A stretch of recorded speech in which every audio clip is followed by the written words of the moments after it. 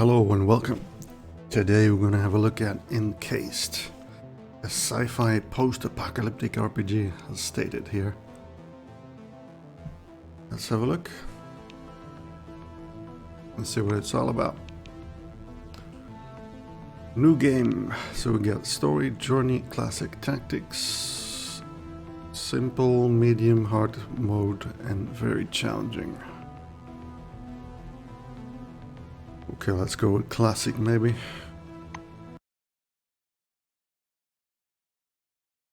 "1971. We woke up in a different world, where the Cold War ended along with the Vietnam carnage. All because of the Dome. The Dome. A territory full of anomalous artifacts, phenomena, and organisms. We still don't know what it is. An alien city? Some kind of a testing ground or storage? Whatever it is, no living thing trapped under the Dome can escape it. Yet even this did not stop the research. The major powers created the Cronus Mega Corporation to develop and explore the Dome. Its secrets became a lucrative business. The Spire's station was built on top of the Dome to export the artifacts and import supplies and personnel. The city of Crystal Sands grew at the foot of the Dome, eventually becoming a major transportation hub. All this required thousands of employees, and there was no shortage of candidates. Romantics, pragmatists, and adventurers of all trades swarmed recruiting centers around the globe, seeking jobs at Cronus. You were one of those people. In 1976, your application was approved, and you went under the Dome towards the future. Whether a good one or a bad one, only time will tell.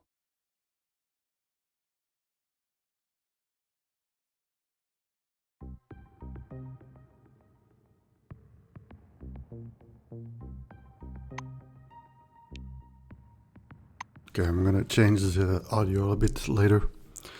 Alright, so we need to create our character.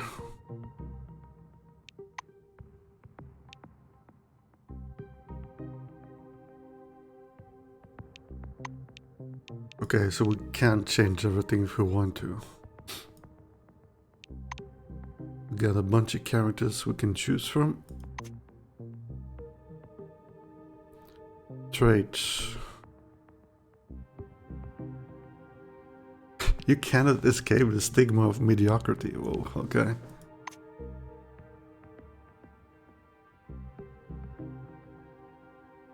So we got strength, perception,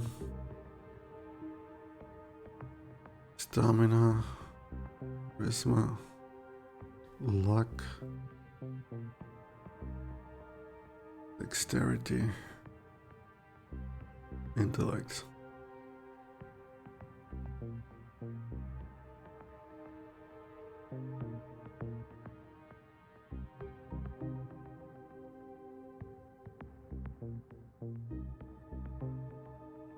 That's a lot of green. Frank Folly. Frank often has dreams of Vietnam, most of them horrid and revolting. There's no escape from them despite his best efforts.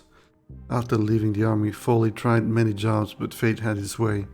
Once a soldier, forever a soldier, which is why Frank joined the Blackwing.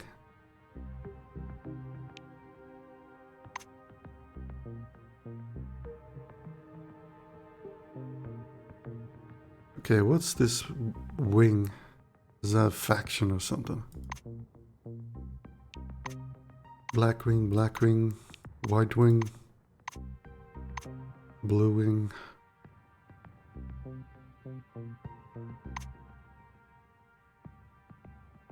Survivor.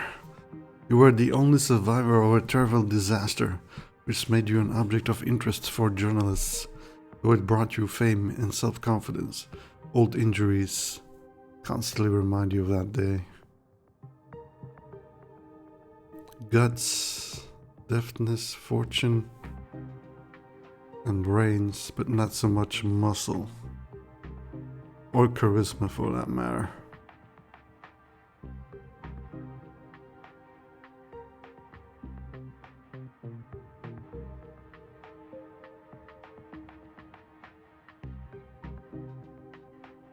contraptions and tech.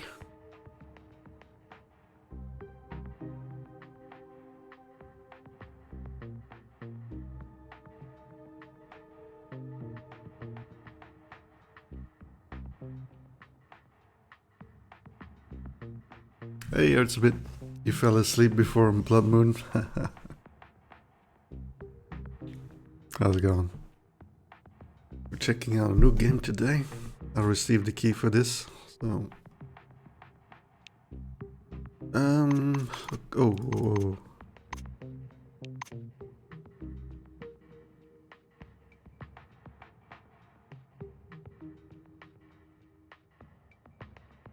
I like that they have little backstories, so... Oh wow, there's more to it. Oh shit. There's an entire list. Abilities.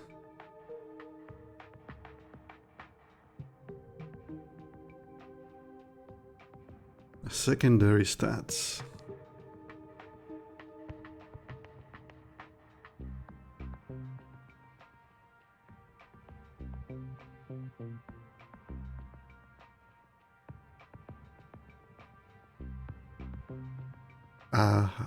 I don't know what this wing is all about. Orange wing.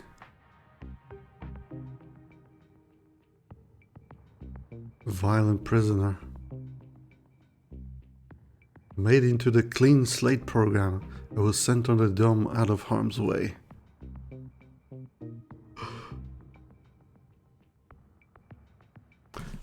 This is an isometric RPG set in an alternate universe, an alternate history. So the story diverges in 1970 when a dome is discovered with artifacts.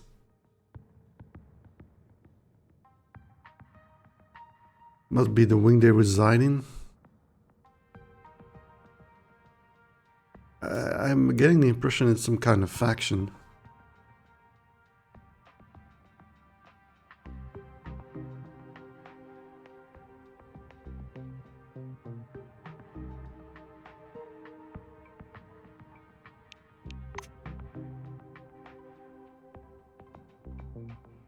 Yeah, there's a lot of pre-made characters, it seems.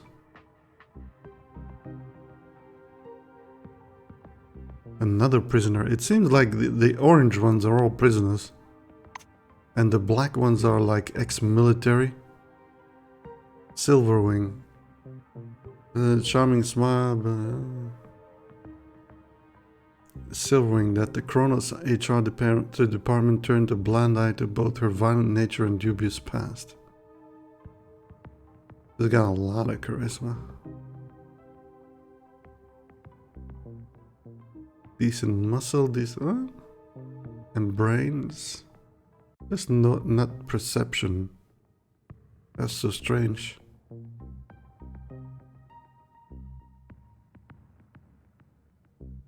She looks strong and determined, yeah. It's just a bit sad that the picture doesn't really match the character, I feel. It seems to be a recurring theme, like... It's never really... Well, this is very different, like...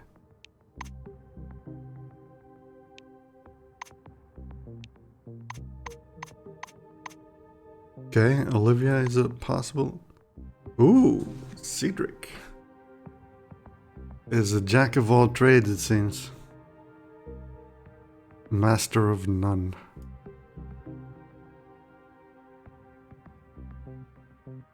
I kind of like that. Precision and encumbrance is not good.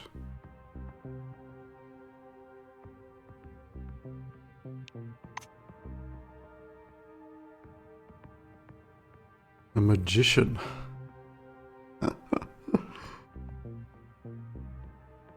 Is a sharp dresser? Yeah. Oh yeah, I didn't see that.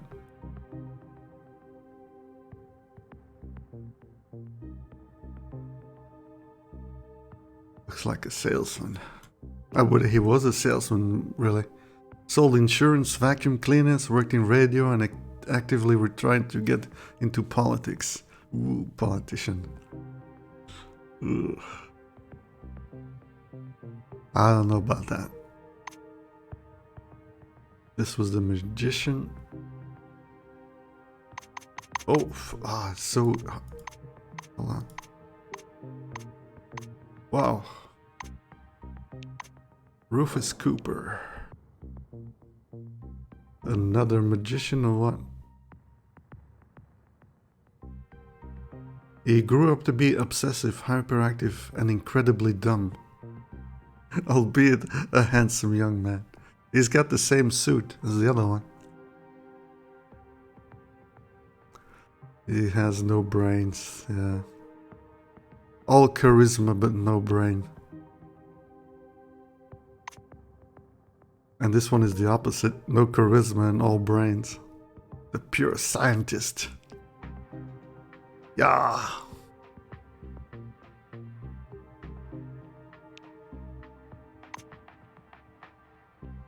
Emily Polnareff. Ooh, she looks kind of cool. She looks like she can kick some ass. Brains, charisma, perception, guts. Just not a lot of deafness, so she's not very stealthy.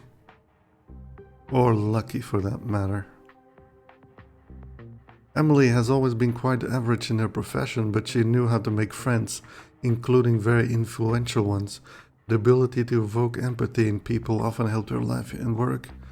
It helped this time too. Emily was accepted into Cronus and went right under the dome. Slacker. She has the slacker trait. Perk points +2 at the end of the start of the game. -3 when leveling up. Oof. Good lecture on the art of avoiding work if you weren't too lazy even for that.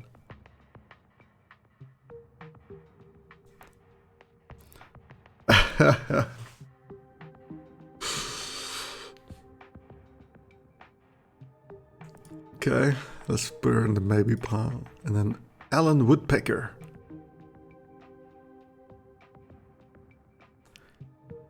What? The thieving and dim-witted Alan was attracted to 3 things: tits, cars, and monkeys.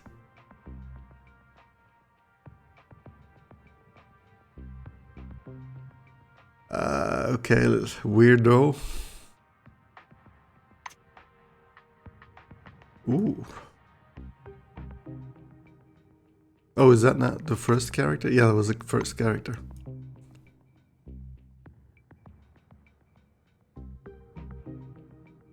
That's... I'm not sure what to think of this armor. It looks kind of clunky. That doesn't look comfortable at all.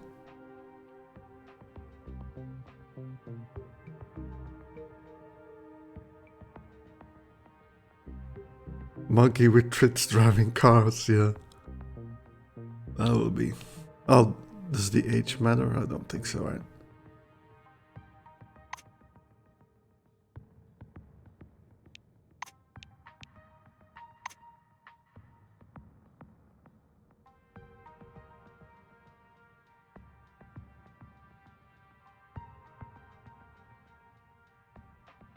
He was a stripper.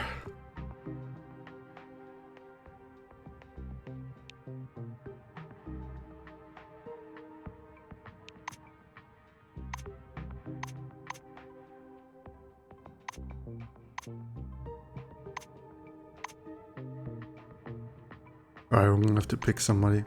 Let's pick her. Let's see where this charisma and this stealthiness takes us.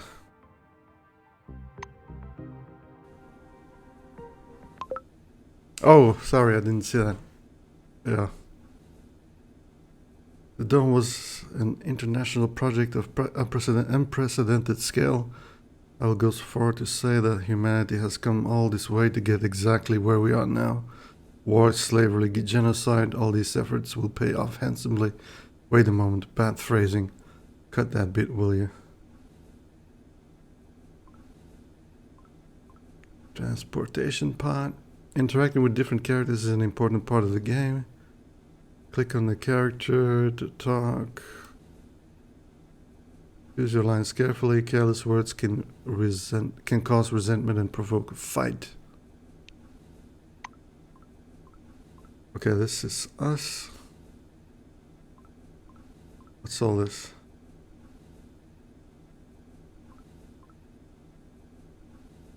Quest updated.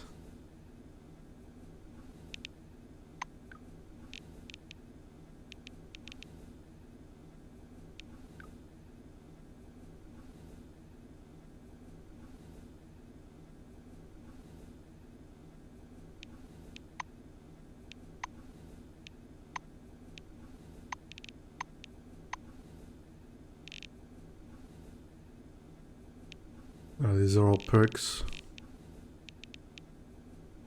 and stats. We have a scanner for relics, dead bodies, and mechanisms, and more. All-purpose scanner.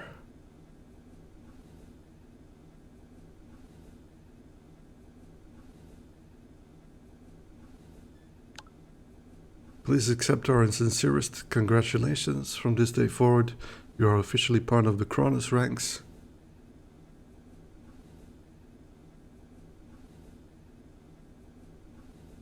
We are all united by a common goal. We believe in a bright future for every human being on Earth. Yada yada yada, the usual. The usual corporate bullshit. We are all a team, yet you must perform individually for the company's best interest. What the hell is that? Oh, it's a... Okay. A really weird map. Very, very detailed map, I would say. Okay. Dome. Okay. Alright, I guess we're talking to people. What's that 3 all about? Is that action points or something? Because...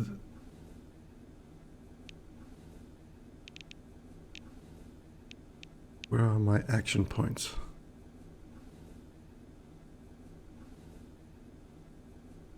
I don't know. Let's just start talking. We'll find out up there. Wearing thick spectacles thrusts out a sweaty hand. Monty James, Silverwing.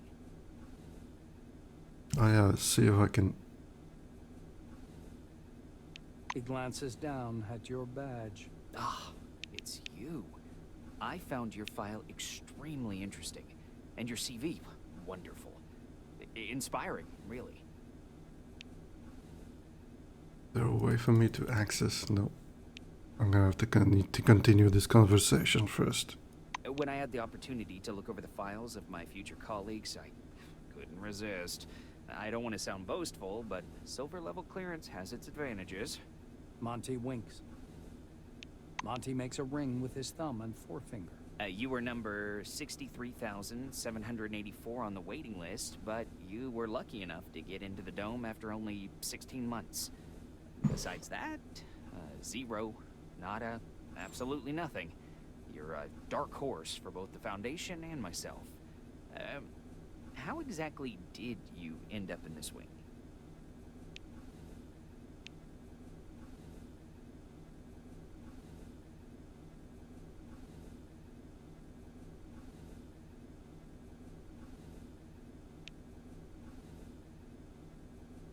James nods his understanding. Yeah, the money is good, though it's slightly concerning that we're paid in company scrip. If the dome economy ever crashes, we'll be left with nothing but toilet paper. I'd sooner be paid in Swiss francs. An uncomfortable silence rises between you, and Monty abruptly changes the subject.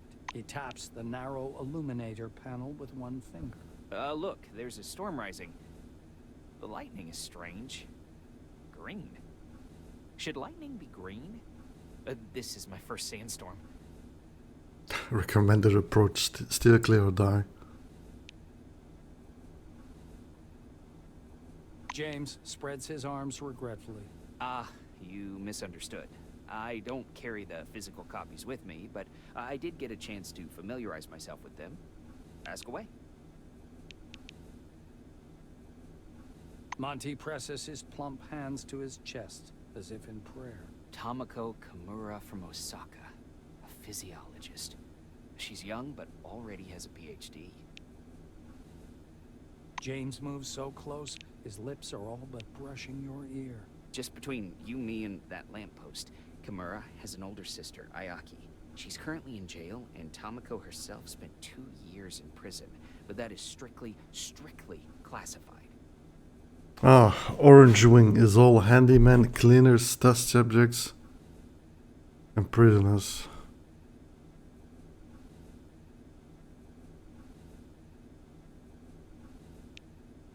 Blue Wing. The Silver smiles and pats the Blue on the shoulder. As the man turns to him, Monty raises his fist in some kind of a weird salute. Gagarin, Sputnik, Hey Bart, Cosmos, how's it going? Mir, Druzhba, Krasen, SSSR. He says in Russian. The Blue's mustache twitches and his face wrinkles with a beaming smile. Comrade Patanin is from the Soviet Union. He's a highly qualified construction engineer. Took part in planning the Spire. He's no spy. Supposedly. Monty explains, turning to you.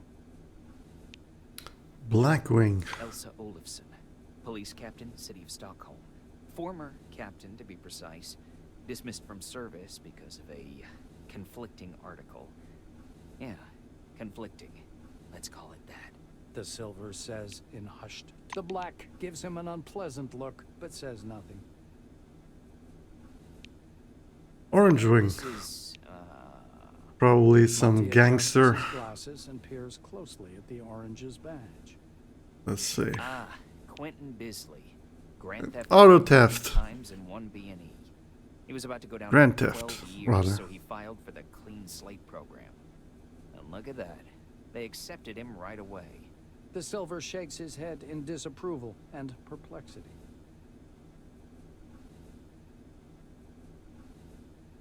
According to most recent statistics, clean slate applicants are accepted in 92.4% of cases. Exceptions are assessed individually. And then ask about Monty. Sorry, classified. Monty laughs. Hold on, I'm gonna change this timer first, real quick. Something like 15 minutes, maybe. There we go. He's plainly flattered by your question. Harvard. Then I worked in the economics department at Supercolor. They produced a special television model for commuter buses. Did you know that? That was my research. What else? Well, I like sports. Water aerobics is a sport, isn't it? Water aerobics. I don't smoke and never eat after 6 p.m. Just saying, these kinds of things aren't in the file. So saying, Monty abruptly falls. What the fuck are water aerobics? Okay. So this is the orange guy, black woman, the Russian guy, the Japanese woman, I suppose. The Orange is dressed in a new jumpsuit. The shiny badge. Oh, I on was his gonna chest change the reads, volume. Quentin Damn it. Bisley, laborer. He's side-eyeing the screen skeptically. Despite his tired, grim expression, his gaze is open and friendly. However, the Orange's face stretches into a broad smile, bearing his dentures to the world. Like everyone, duh. In a black car, under guard. There's other guys too, the ones who go through the front door. He nods at the black-winged woman beside him. Her nose wrinkles in displeasure, but she says nothing. Quentin raises his hands to examine the devices.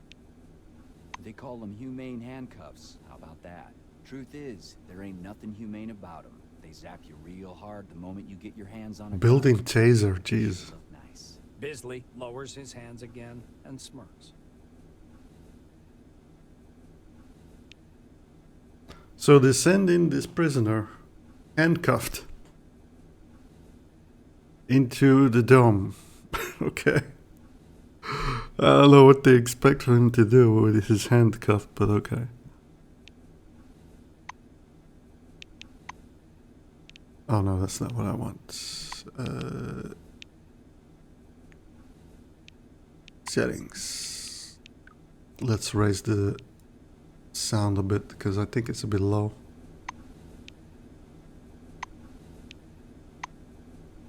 Alright, Elsa. A tall woman is watching an ad playing on the monitor, arms crossed. The polished to a shine badge on her black overalls reads Elsa Olafson, Security Service.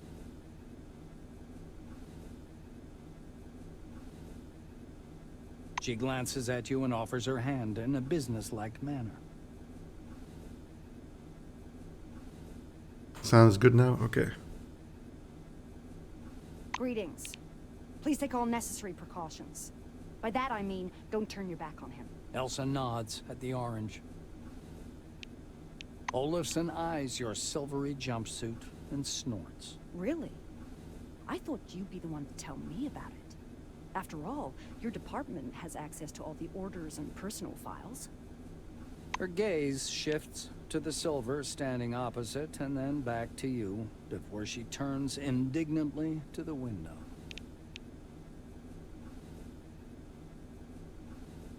We can take off the handcuffs, maybe.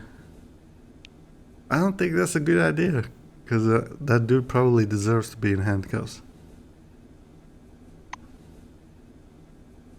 A man with a mustache and a blue jumpsuit is standing at the window, studying the construction site below through the occasional break in the clouds. His badge reads Igor Patan, planner. The blue taps on the glass with one finger and gestures you to come and take a look.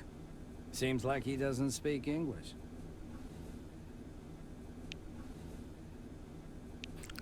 We can use our influence to talk to him. How's that gonna look like? Using sign language, Sign language, mimicry, okay. and all of your artistic talent, you're able to communicate with the planner. Once he's sure you're watching, Patanin points up in the direction of Spire Station, from which you departed a few minutes ago. He sketches the outline of the station on a broad, foggy section of glass. Once he's finished, the blue turns to you with a delighted expression. This time, Igor is quite laconic. He pauses, then confidently writes cargo and personnel in block letters, and draws an arrow pointing downward. Beside it, he writes relics, and draws an arrow pointing up. His R is turned back to front. With a series of confident strokes, the planner delineates the capsule's movement scheme, drivetrain, and massive hydraulic brakes on the glass. The blue begins to mark up his diagram with a series of footnotes and numbers. Turns out the station's ring diameter is a bit more than 1,500 meters. Its height above the dome is 317 meters. And the total height of the spire, including the loading docks, is nearly 720 meters. The engineer stops you with a gesture, and after rummaging through his pockets, offers you a small candy. There is a picture of a crayfish on the white wrapper. Is this candy crayfish flavored? What do we do? Do we take the candy? Let's take a candy, see what happens. It's surprisingly spongy and tooth-achingly sweet. You can only wonder what it has to do with crayfish. Various actions such as eating food and taking medicine may impose certain status effects on you. They can last for different times and be positive or negative. Some attacks and abilities can also apply a status effect that changes the characteristics of the target. For example, bleeding or poisoning will gradually reduce health. Oh wow, there's a status log as well here.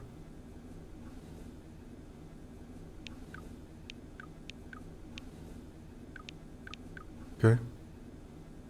One more person. A thin, pale young woman is sitting at the window, leaning against the illuminator. The glass is slightly fogged with her breath. She turns to you. Her shiny badge reads Tomoko Kimura, physiologist. We've crossed the border. No way back now. Even traveling by the funicular wasn't so thrilling. The white presses small hands to her blushing cheeks. Hold on. Funicular. The city of Crystal Sands, standing at the foot of the dome, and the Spire Station are connected by the line of the passenger and freight funicular. Specially equipped cabins ply along the line, laid directly on the surface of the dome, transporting Cronus Foundation employees and cargo. Hey, Steiner. How's it going? You were thinking, why have no children been born under the dome? I've got a working hypothesis, but I'm not ready to share it yet. She says softly, as if answering a question you didn't ask. We don't have enough perception. Kimura shoots you a surprised look. You're familiar with the details of the briefing, right? To put it simply, the dome is a selectively permeable environment. The white draws an invisible hemisphere in the air. Inorganic objects may exit the dome without difficulty, but any living creature dies if transported back to the outside world. That's why we're all stuck here for an indefinite period of time. Oh, really? This is a one-way trip? Why did nobody tell me about this? Damn it. Wonder aloud why things happen that way. Kimura is eyeing the dome's mesh glittering in the sunlight. Supposedly, it's something to do with the atmospheric composition, but it's a weak theory. The difference of the air within the dome is so insignificant as to fall within the margin of error. Or to put it more simply, there is no difference. Ooh. She shoots a quick glance at the silver and lowers her voice. I heard a rumor, or a conspiracy theory, that we can leave the dome at any time. We've simply been told we can't. Okay. If you ever decide to test this hypothesis, don't forget to leave me something in your will. Okay, you go first. I'm right behind you. Alright, now what? We can look at the monitor? What? Cronus Foundation presents gleaming, futuristic, state-of-the-art cities straight from the pages of science fiction. Well-paid, safe employment, career advancement opportunities, and a world-class social safety net. Noble and intellectually stimulating work in state-of-the-art laboratories. We're thrilled to welcome you to the Dome. Please hold on to the handrail and prepare for landing. Hold on. I got some kind of buff on me, but I can't really tell what it's doing. Greyfish candy.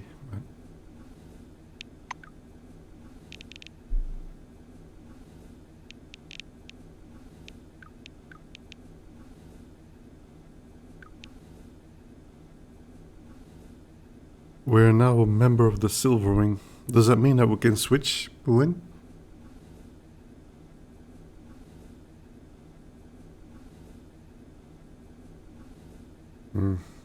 Doubt it.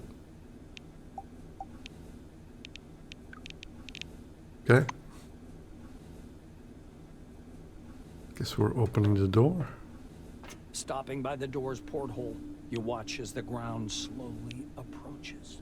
It looks brown-black through the tinted glass and smoky blue at the horizon. It almost seems like the clouds are pulling apart there. You can discern the regular pattern of a settlement in the mists, hanging over the northern section. If this is the city, it's nowhere near as miraculous as the brochure. Just a few concrete buildings surrounded by sheds. It resembles the hab pods of a space colony in a sci-fi film. Debate it. Yes, the scale is impressive. You know, the Blues Oh, sorry. and I thought it Oranges was did done. their share of the physical labor, but the main credit belongs to the brilliant administrators from Silverwing. Yay, Silver At Wing. least, that's what you were told during the pre-departure. Yeah, narrator is great. Since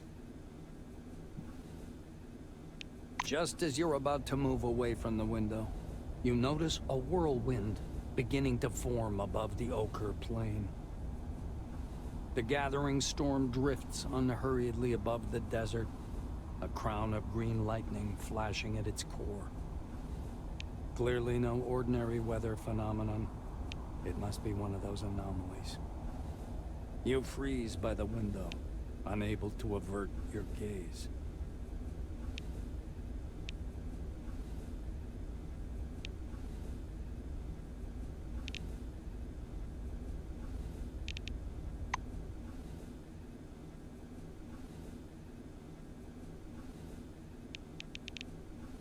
You return to the window. A whirlwind is spinning slowly in the distance, dragging the reluctant clouds into its colossal funnel. The outlines of the landing site, blurred by clouds of dust, appear behind the greenish glass of the porthole. The capsule shudders as the braking devices engage.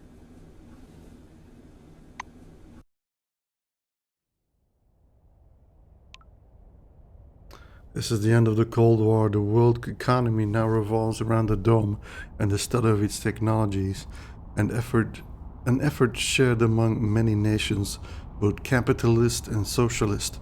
The world can rest easy.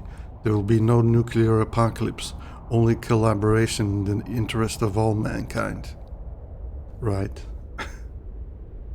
Where have I heard that before?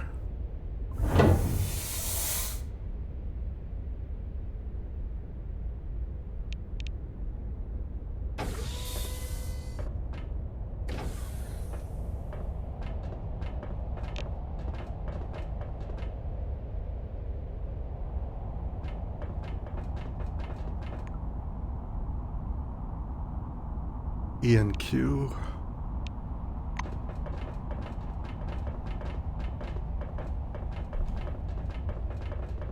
Okay, I'm gonna have to change that.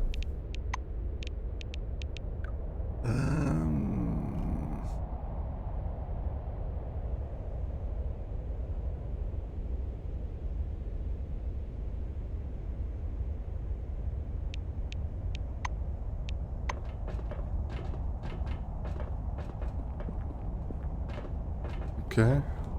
Feels alright actually. Oh, that zoom is not really... Oof.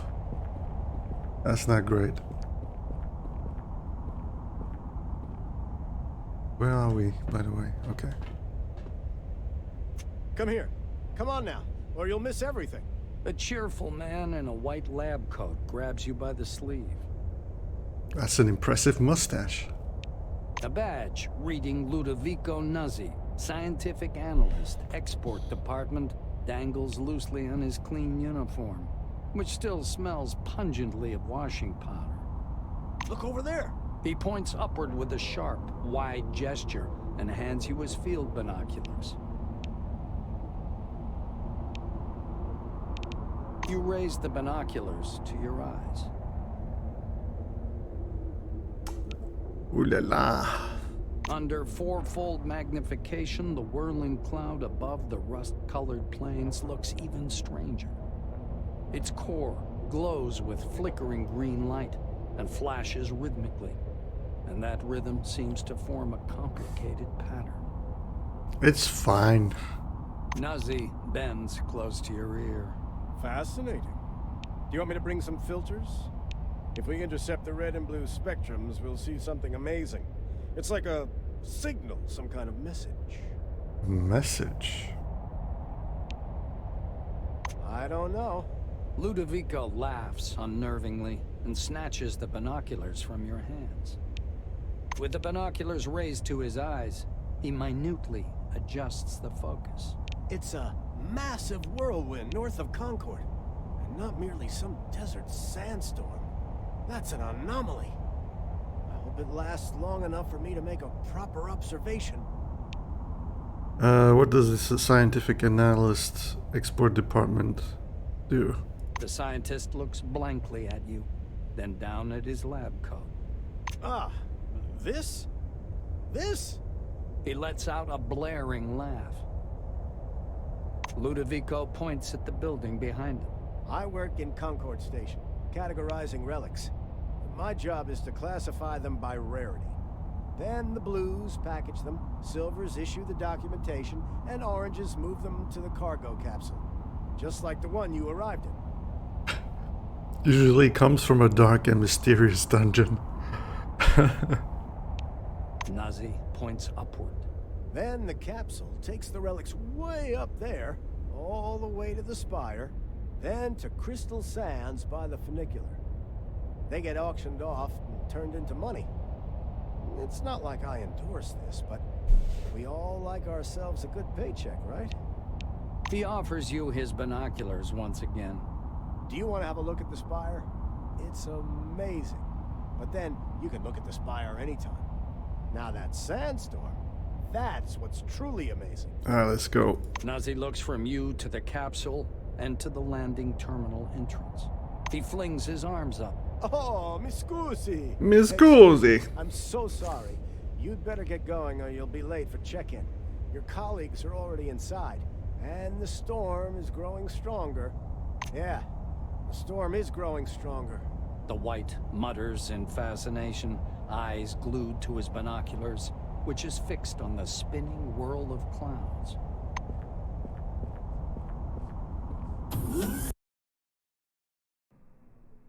Remember, our honest work will make the world a better place. World a better place.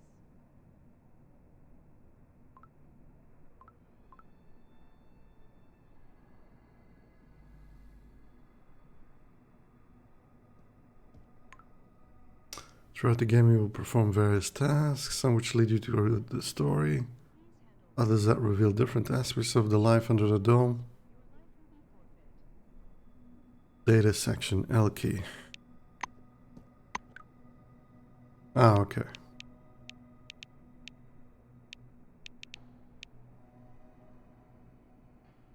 Oh wow, is this timed? 23 hours. Okay.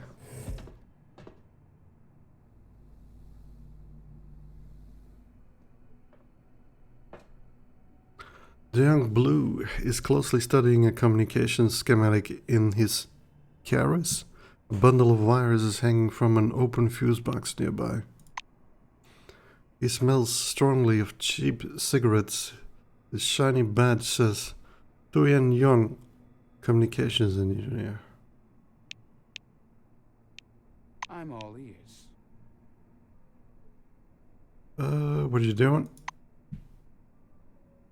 He taps lightly on the screen. I'm trying to calculate the optimal route for communication cables.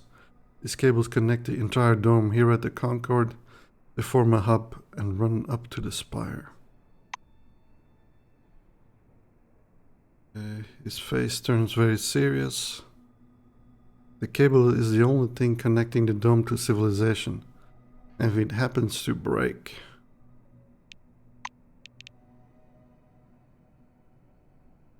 Therefore, my mission is to ensure a stable connection and secure line, which is impossible without proper documentation. The way they're doing it here is a shame.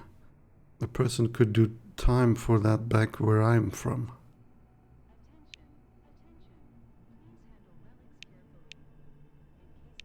What about it? It is a shame. The cables are laid improperly, and various factors are negatively affecting the signal strength. Wild animals damage the equipment as well. With the developed professional culture and quality control system, most of these problems could be solved in short order. What kind of animals? They don't tell you nuance much. I suppose it's because of some security order, but in my opinion this whole thing reeks of sabotage. And in theory, some Silvers should be imprisoned for that. Okay. Sorry, I got distracted. You were asking about animals? Wolpers. Huge, bald shrews. Very unpleasant creatures. Can I help with anything else? What's your opinion about Concord? The idea itself is impressive, but the execution suffered from failures. It's obvious the capitalistic system is obsolete and cannot support such grand-scale projects. Say you've learned everything you wanted to know. Yeah. Thank you for your understanding. Come back again. Okay. We can look in the trash. 10 out of 10 game. Oh, there's nothing in the trash. A vending machine is adorned with the silhouette of a dancing go-go girl. Why can't I get a picture of this? Oh, it is, but it's just small. Cherry flavored soda, beef flavored noodle, Morning June's lager, and Wayward cigarettes.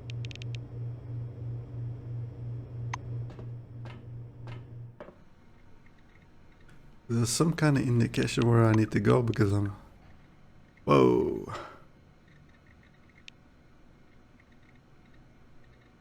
And we are... Where exactly? Remember, our honest work will make the world a better place. World a better place. Attention, attention. Please handle relics carefully. In case of damage, Player, but... Here, this is us. Here, over here, okay.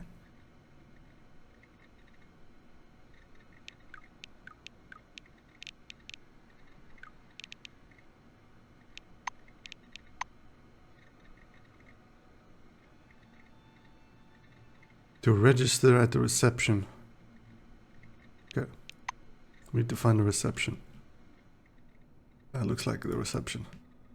Mr. Rayhead, would you bring me a cup of coffee, please? Hello, come up to the desk, please. I'll register you. Well, never mind. A tall receptionist watches you from behind his desk with a bored, haughty look. He waves impatiently at you to approach. Noticing your silvery uniform, he offers up his best artificial smile. Welcome. My name's Dean Rayhead. It's my job to help our new employees settle in. Please wait a moment or two while I register you. The administrator slaps himself on the forehead. Ah, I almost forgot the regulation pre-registration greeting. Just a second. Rayhead produces a reel-to-reel tape recorder from beneath the desk. Oh, really? Rewinds the tape Oh, to the my beginning God. and presses play. The speakers explode with a harsh, crackling sound. You over gotta be which kidding the me. tick of a metronome slowly grows louder. Solemn music begins to play, and the administrator's face takes on a serious expression. Dear employee, on behalf of the Cronus Foundation, I, Administrator Dean Rayhead, welcome you to your new life under the dome. The administrator clears his throat and continues. By joining our company, you choose the path of science and progress. You are among mankind's best, and we ask that you live up to this. Dean squints down at the monitor. Deserve this title. Do your job honestly. Obey the law. Respect your colleagues and... The music fades, and the administrator finishes his speech. And together we will build the best possible future for all mankind. Dean puts the tape recorder away. Now that we're done with the official greeting, I'll register you and upgrade your Selectron. Okay? Electronic ID. Grants access to certain areas depending on your wing and rank. I am ready for registration. Dean's hands hover over the keyboard. He gives you a nod. Dictate your information. You spell out your first and last names and specify your wing, profession, and... Shouldn't they have this information The already? administrator's fingers fly across the keyboard as he enters your information into the Cronus database. Rayhet scans the computer screen. So your position in the waiting list was 63,784. You've been assigned to Magellan Station. A special bus will bring you there after a series of briefings. Please pass me your Selectron so I can update the firmware. Dean snaps the docking port of your pass to a recess in the casing of his computer. The administrator returns your Selectron. So, colleague, you now have first-level clearance, which gives you access to the archives on the administrative level, the warehouses, and basically everywhere else except the secure facilities. You also have admin privileges at most terminals. Ooh, admin. Dean continues. All new employees have a short list of tasks to perform on arrival. Do you want to hear all the details or just the short version? How about the short version? Rayhet snorts. To make it short, get your uniform from storage, your weapons from the armory, pass the Psi abilities test, and complete your weapons training at the training zone. Then learn how to use the scanner, avoid anomalies, and properly catalog anything you observe. Last, go to the waiting room and wait for the bus to Magellan. Okay. Dean sits back in his armchair. That's it. I hope there aren't any questions. Rayhet claps his hands in satisfaction. Great. He reaches for the tape recorder, but thinks better of it. Oh no, please no more tape. Preamble, but dash it all, that's nonsense. No more tapes, please. As he's about to turn away, Dean suddenly remembers something. Oh yes, I sent your mail to your Kairos. Check your new messages. My what? Well, that's all, I think.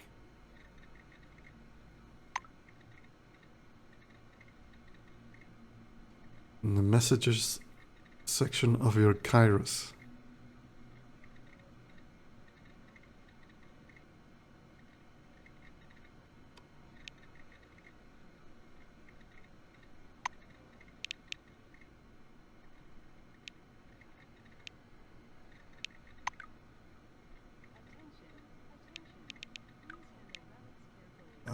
What's my Kairos?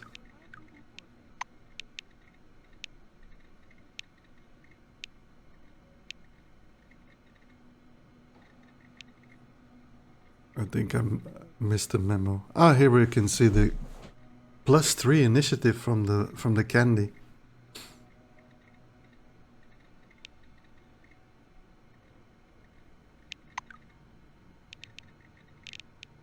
Attention, attention. Please handle relics carefully. In case of damage, your life will be forfeit.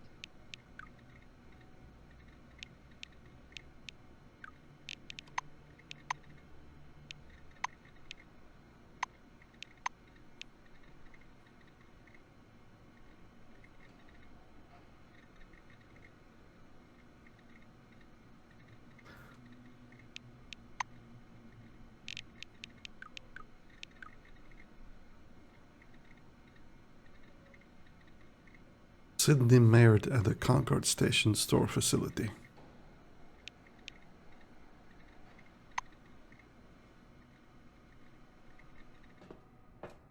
I'm guessing it's some kind of computer terminal that we can access, maybe.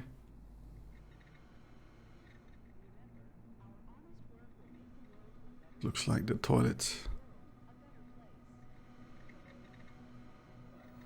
It's a pure engineering miracle.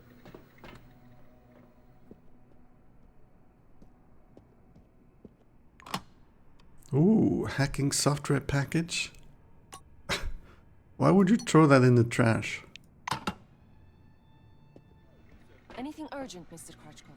Katarzyna, did you mark it as Class 1 again, instead of 2? Look, here's the scanner data. It says the relic is a scientific device. Wait, but it's still Class 1. I'm not going to violate protocol. Katarzyna, my dear, you may violate protocol as long as it benefits the company. Ooh. Take your lead from your colleagues. Correct your report if you have to, and don't act so innocent. Vladimir, I'm done. How do we mark it? Class 2 fragile. Tell Noyan the relic should go out with today's flight. Think about it. A Class 2 relic will mean a bigger payoff for the company, and that means a bonus in your wages. Categorizing it as Class 2 means access to state-sealed bids. I bet the Brits will buy it. They're always trying to one-up us. All right, Mr. Krashkov. I'll correct my report. Carl, add sealed bids to the market. Can we get to this terminal?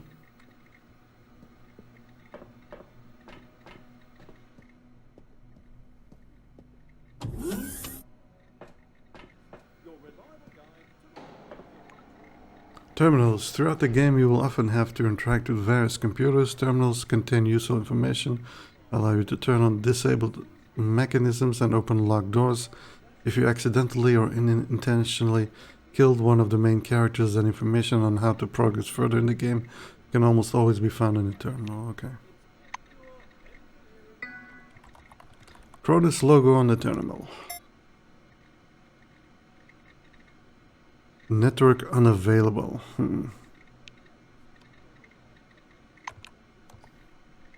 Error. Please contact your administrator. Ah, bloody hell.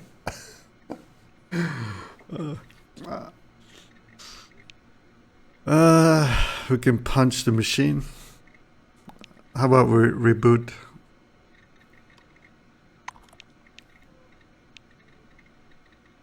Okay, I think we're gonna give up on this thing. We can search through the cabinets. Documents. Compounds. And was that glue? Okay. More money. More money, more money. And more hacking software.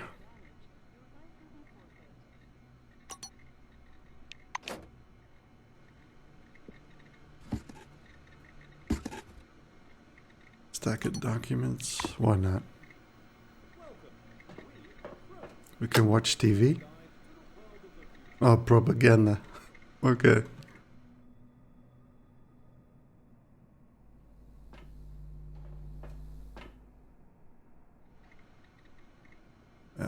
Don't really want to talk to Monty anymore. Never thought this would happen. Let's talk to Monty, see if he has anything to say.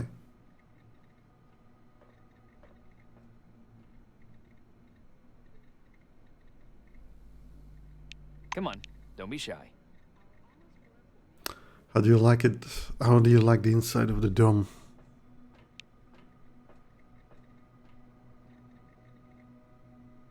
I expected more, something more. At first you're bubbling with enthusiasm. Both Crystal Sands and the Spire are quite impressive, one must admit. You look at them and feel like you're making history, and then you discover they somehow left you off the new recruit list. Yeah, that was weird. Right now there are more important things to worry about than history, you see. Offer to try and register him at the terminal. What? That would be incredibly kind of you.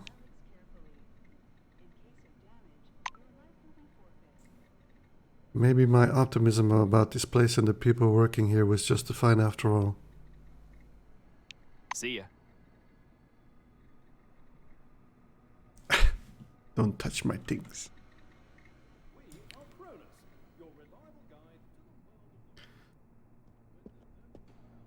Well, hello there.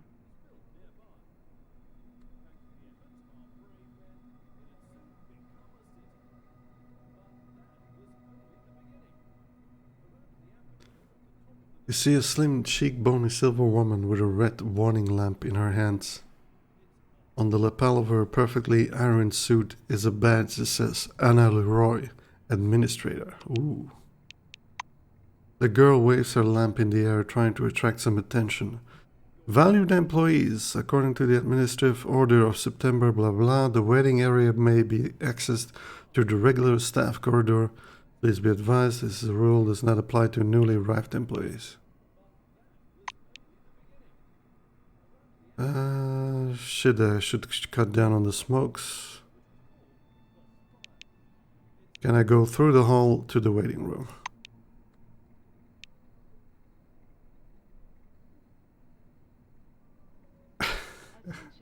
Am I speaking gibberish or what? This rule does not apply to newbies.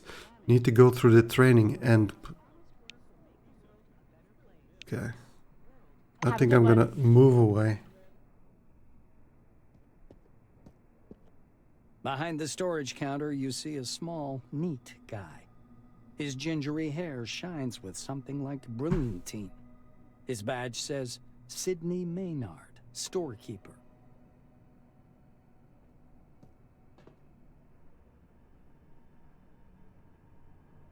Oh, what a lovely angel. Came down from the heavens.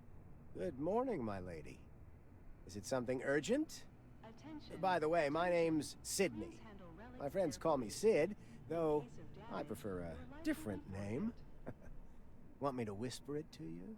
He smiles languidly, leaning on his elbows against the counter. The effect is more laugh-inducing than playful. Never taking his gaze off you, he reaches under the counter, loses his balance, and clips his chin on the desktop as he settles down. A full minute later, he reappears, grimly rubbing his jaw with a thick logbook. He thumbs through it for a long period, squinting nearsightedly. Eventually, he gives up the struggle and reluctantly puts on his glasses. The silver finally stops and pins down a particular page with his finger. This is your first uniform requisition, right? You can also purchase any equipment you need for the desert directly from me. Maynard smiles at you over his glasses, practically stripping you naked with his gaze. Your voice is enchanting, my lady. I could listen to it forever. But right now, you need to listen to me.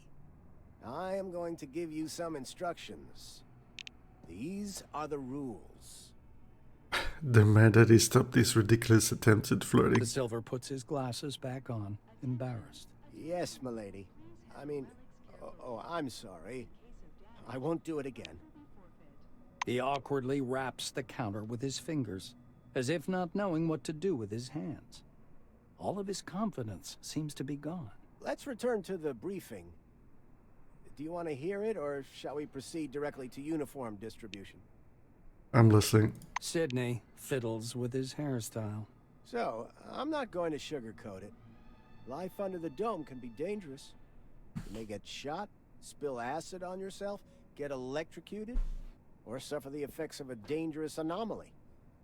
You may also freeze to death or get fried. That's why it's important to wear protective equipment when traveling outdoors. Of course, in hazardous situations, the equipment will get damaged, and the more it's damaged, the more often one has to repair it. The silver steps back from his counter to indicate the repair kit boxes piled in the back of the warehouse. Okay. He points back at the shelves behind him. We've got repair kits for this gear. There are Blue Wing specialists ready to help you at any large base, of course, but they're not always available. So, you'd better learn how to use repair kits and workbenches on your own. It's a useful skill. Sidney rests the logbook on the desk. That's all the instructions. Now, I'm going to issue your uniform. Finally. The silver disappears into the back for a while and returns with a small package. Unfolding the package, Maynard shows you a brand spanking new uniform. A silver suit jacket with coal black shirt and dark trousers. Sidney studies the way the light reflects from the cloth as he lovingly smooths the jacket with one hand. The Silver Wing uniform is fit for field conditions, just in case. But something this fine, you should treat with care, you know. He raises a finger. One more important thing. In accordance with Order 16-225, helmets and gloves are not issued, but they're available for purchase from me. Please bear in mind that a full set includes headgear or a mask, jacket, trousers, gloves, and boots. Remember, our honest work will make the world a better place. Sidney hands you the package. Here's your uniform. Enjoy. Alright, so Sydney see what he has for waggles his sale. eyebrows. Anything up to a star in the sky, my dear. Here, take a look. Sydney scribbles something in his logbook. Please come back anytime if you need something. Work gloves. A respirator mask.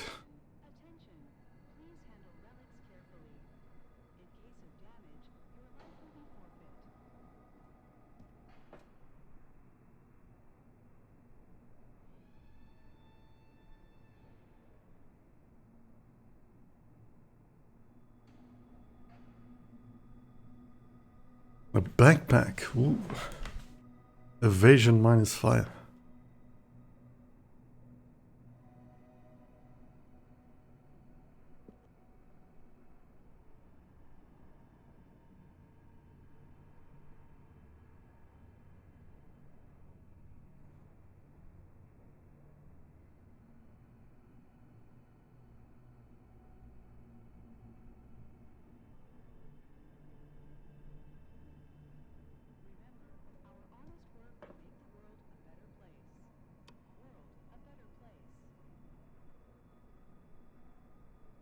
I'm not sure if we should buy something already or not.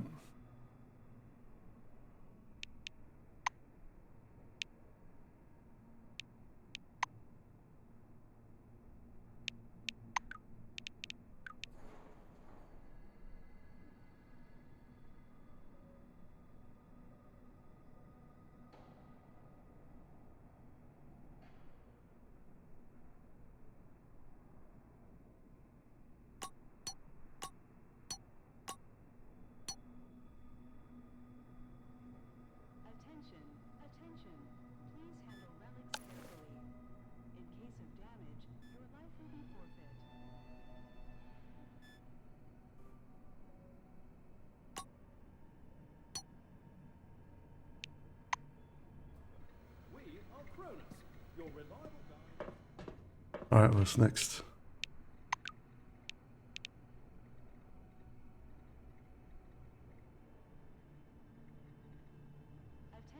A weapon. Talk to Margarita Chachenko in the armory.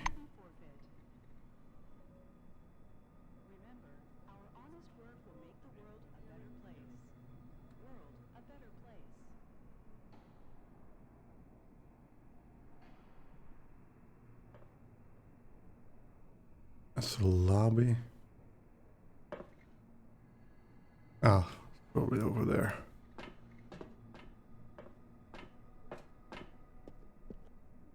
The smell of good tobacco wafts off this tall, portly woman from a meter away. A black lacquered pipe, an open logbook full of signatures, and a metal flip calendar sit on the counter in front of her. A small nameplate reads, Margarita Tkachenko. Tkachenko, okay. The woman fixes her coppery hair with one hand and casually lights her pipe. To what do I owe the pleasure? Her voice is deep and gravelly. She seems lovely. Margarita thumbs back a couple of pages in her logbook. I see. This was your first receipt. She glances at her Kairos, looks at you, snorts, and retreats to the shelves. The black returns a couple of minutes later with a big baton. Here you go. This thing's indispensable in close combat. She swipes the baton through the air, then rolls it between her hands with clear satisfaction. Like it? Enjoy.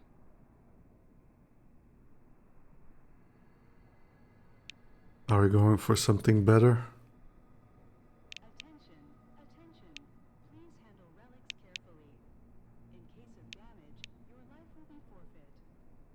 Unperturbed, the black covers the weapon she's just put on the counter with her large, soft hand. No, it is then. What would you like instead?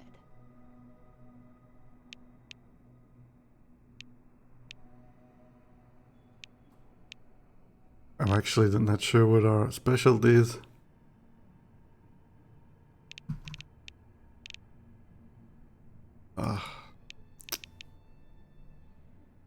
Energy weapon, maybe?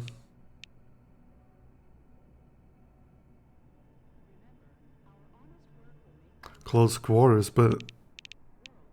And we should take the baton, maybe.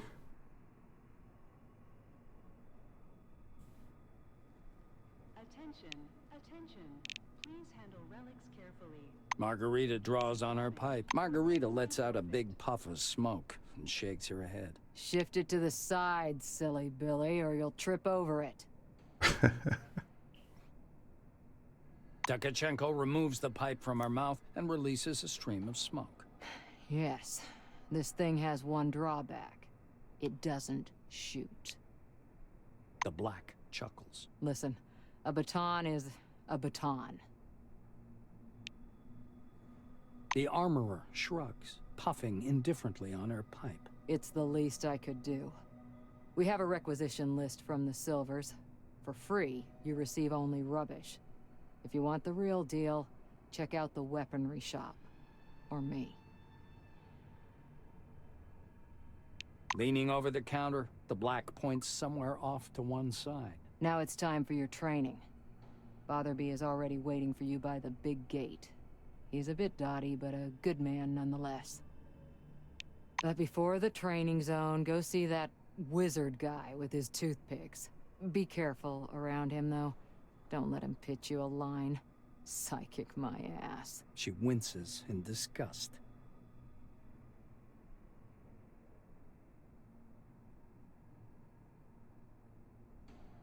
Pyrokinetics. Telekinetics.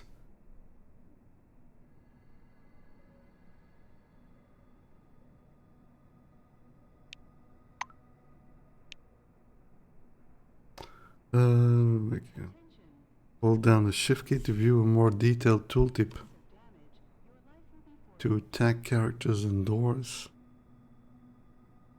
Alt to highlight interactive objects.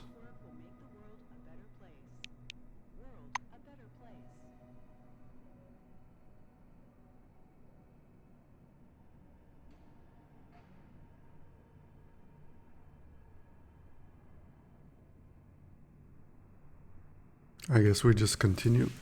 Oh, let's go through the janitor's gear. I'm sure he likes that. Sabaton is Sabaton. You want automatic laser rifle after 15 minutes of gameplay.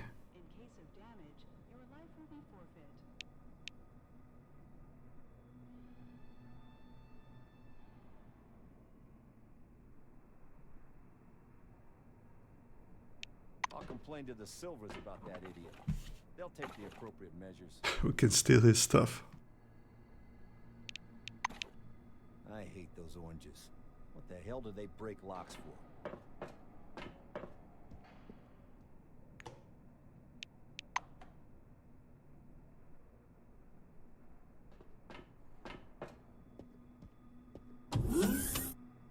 Well, you've got quite an aura. You're a natural. Yes. A lean Silver with thick black hair and a huge cigar clamped in his teeth is sitting in front of you. As you approach, he flashes a sly grin and slowly raises an outstretched hand above the table. Something really weird happens. All the paper clips, pencils, scattered toothpicks, and bits of trash float up from the table and hang in the air. The silver badge reading Andrei Mihai, Science Instructor, floats up as well. You thrust your hand forward, and your outspread fingers emit barely visible sparks of energy. Oh, it resembles Fallout 1. Toothpicks and pistachio shells dance chaotically in the air. The Silver sticks out his lower lip as if to say, not bad, and gives you a thumbs up. The objects clatter back onto the table. Here for the briefing, huh? Shall we get to it? He takes the cigar out of his mouth and exhales a lush cloud of smoke. Alright, I'm ready. The Silver props his elbows on the table. Anyway, here's the deal. It's more profitable for people with a high psyche to study psionics. Give me your hand. Not waiting for an answer, he grabs your hand with strong, dark fingers. Andrei gropes your hand briefly, Then let's go. Disappointed. The pills, huh? The anti-migraine, sleeping pills, neuroleptics, downers. What do you mean you don't take them? Well, off you go then. That means no talent, huh? Why waste time? No wasting time now. But alas, regulations demand it, so I'll give you a glove too. Regulations, huh? The Silver takes a thin glove covered in talc from his desk and passes it to you. Look, a glove, right? But it isn't just a glove. This is an ooh mama, hold me tight glove. It takes energy from your noggin, your psyche, and pew, concentrates it. He sounds jacked up. He counts off on his fingers. Learn psionics. Put on the glove. Transform energy into the necessary shape. That's the whole briefing. Simple? Simple. Now to your questions, huh? Show me a trick. It doesn't take the psychic long to think of something. A small 2-com bond coin jumps up from the table and an invisible force folds it in half. The ruined coin drops into a glass already almost full of coins in the same state. The Silver takes a pull at his cigar and releases a self-important puff of smoke. Psionics. It's a gift for all of us. The forefathers took off someplace. Poof, gone. Only the dome remains. And this. Psionics, huh? He rocks back in his armchair, puffing on his cigar. The toothpicks again slowly rise up from the table. Mihai spreads his dark hands. Toothpicks hover around his head in a kind of halo. Scientists say everyone has an organic skill called psyche. You have it, I have it, everyone has it, huh? Big psyche, you got talents. Small psyche, no talents. You'll need to carry a lighter all your life. Remember, our honest work will make the world a better place. World a better place.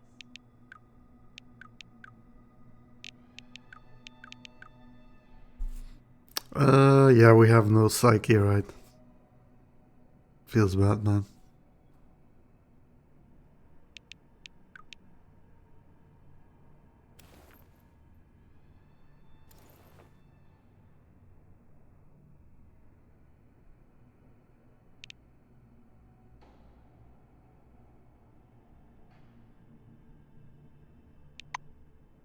Is this where shift comes into play, or okay? Hmm.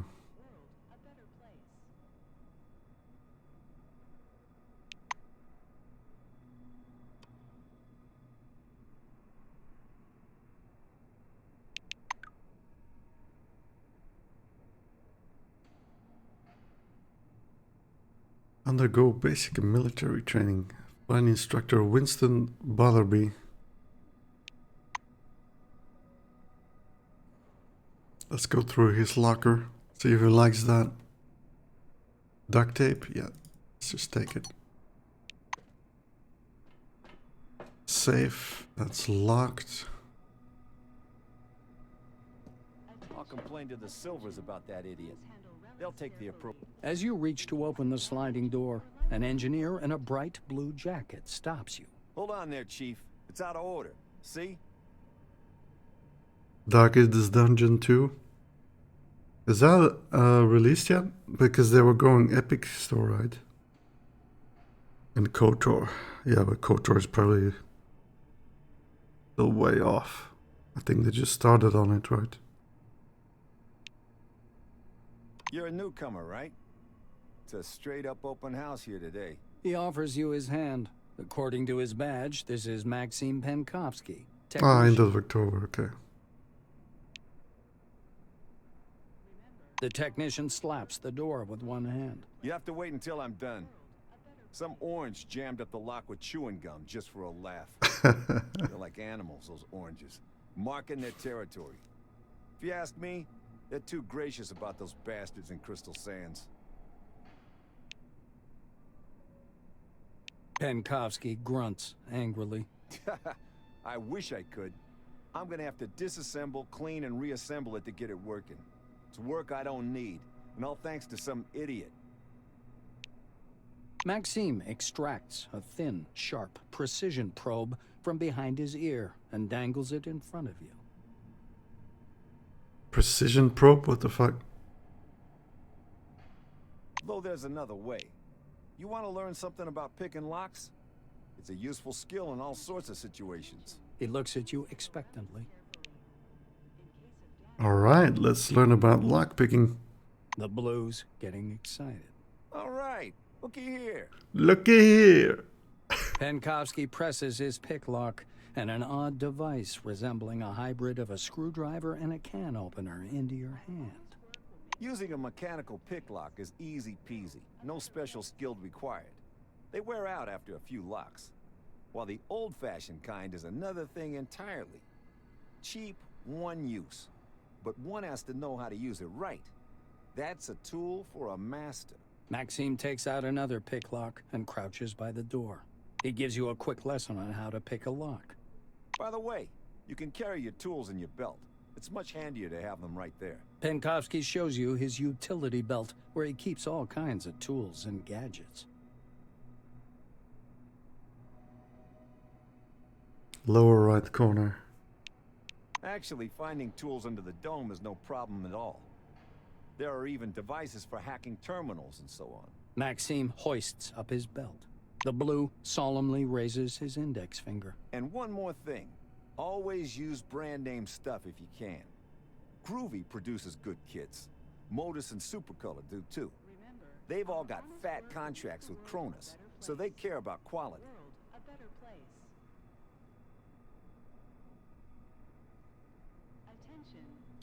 Groovy, Modus, and Supercolor. He looks at the door again. Damn these locks. Though I'd rather be doing this than fixing hab pods. Those are a real pain in the ass. What's wrong with hat pods? Penkovsky gives you a patronizing look. Because they're poorly made, warped from the heat, and the filters aren't worth a damn.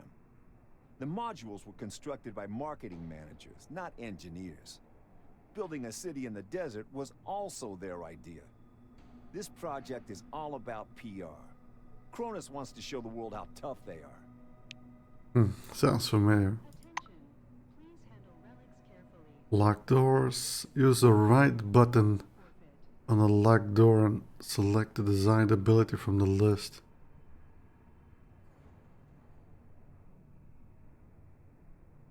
You can break down the door with brute force or terminal.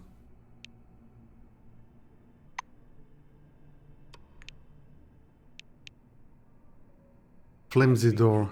Get a lockpick and attach it to your utility belt. And then, apply it to the door. Yes, apply is the proper word. Trapping. Allows you to quietly install a bear trap, tripwire, and other crafty devices. I repeat, get a lockpick and attach it to your utility belt. Handle relics carefully. In case of damage, your life will be forfeit. And then, apply it to the door. Yes, apply is the proper word. I don't know.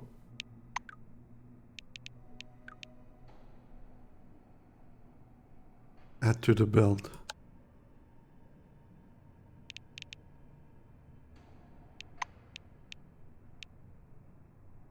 What's this? Fatigue minus 300. Stimulator. I repeat. Yeah, shut up, shut up, shut up, shut up. Then, apply it to the door. Hacking. Yes, apply is the proper word.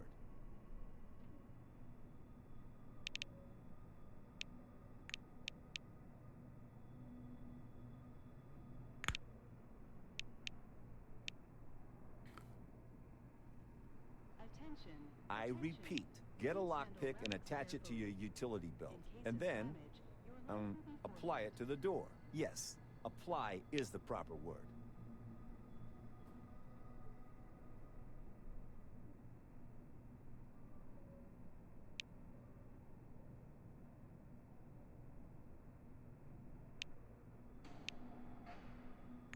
I repeat, get a lockpick and attach it to your... You're doing great. All right, off you go. I'll keep working on this lock because of that Welcome orange. under the dome, an amazing Ayo. excursion to a world of new technology and the riddles of an ancient civilization. Listen to this information, useful for all wings, and receive a colorful leaflet. I don't think so. As you can see, What's this? A turret? Welcome Holy under crap. the dome, an amazing excursion to a world of Yeah, new oh, technology and shut the up, riddles of shut an up. ancient civilization. air is as dry as a nun's gusset. What an inhospitable wilderness, you'll say. And I fully agree with you. Okay, that's not gonna work. Lying by a swimming pool, sipping a margarita right on this spot. Sounds like a sci-fi story. But we aren't strangers to sci-fi here. The detailed plans are ready. And according to that... Oh, it's locked as well.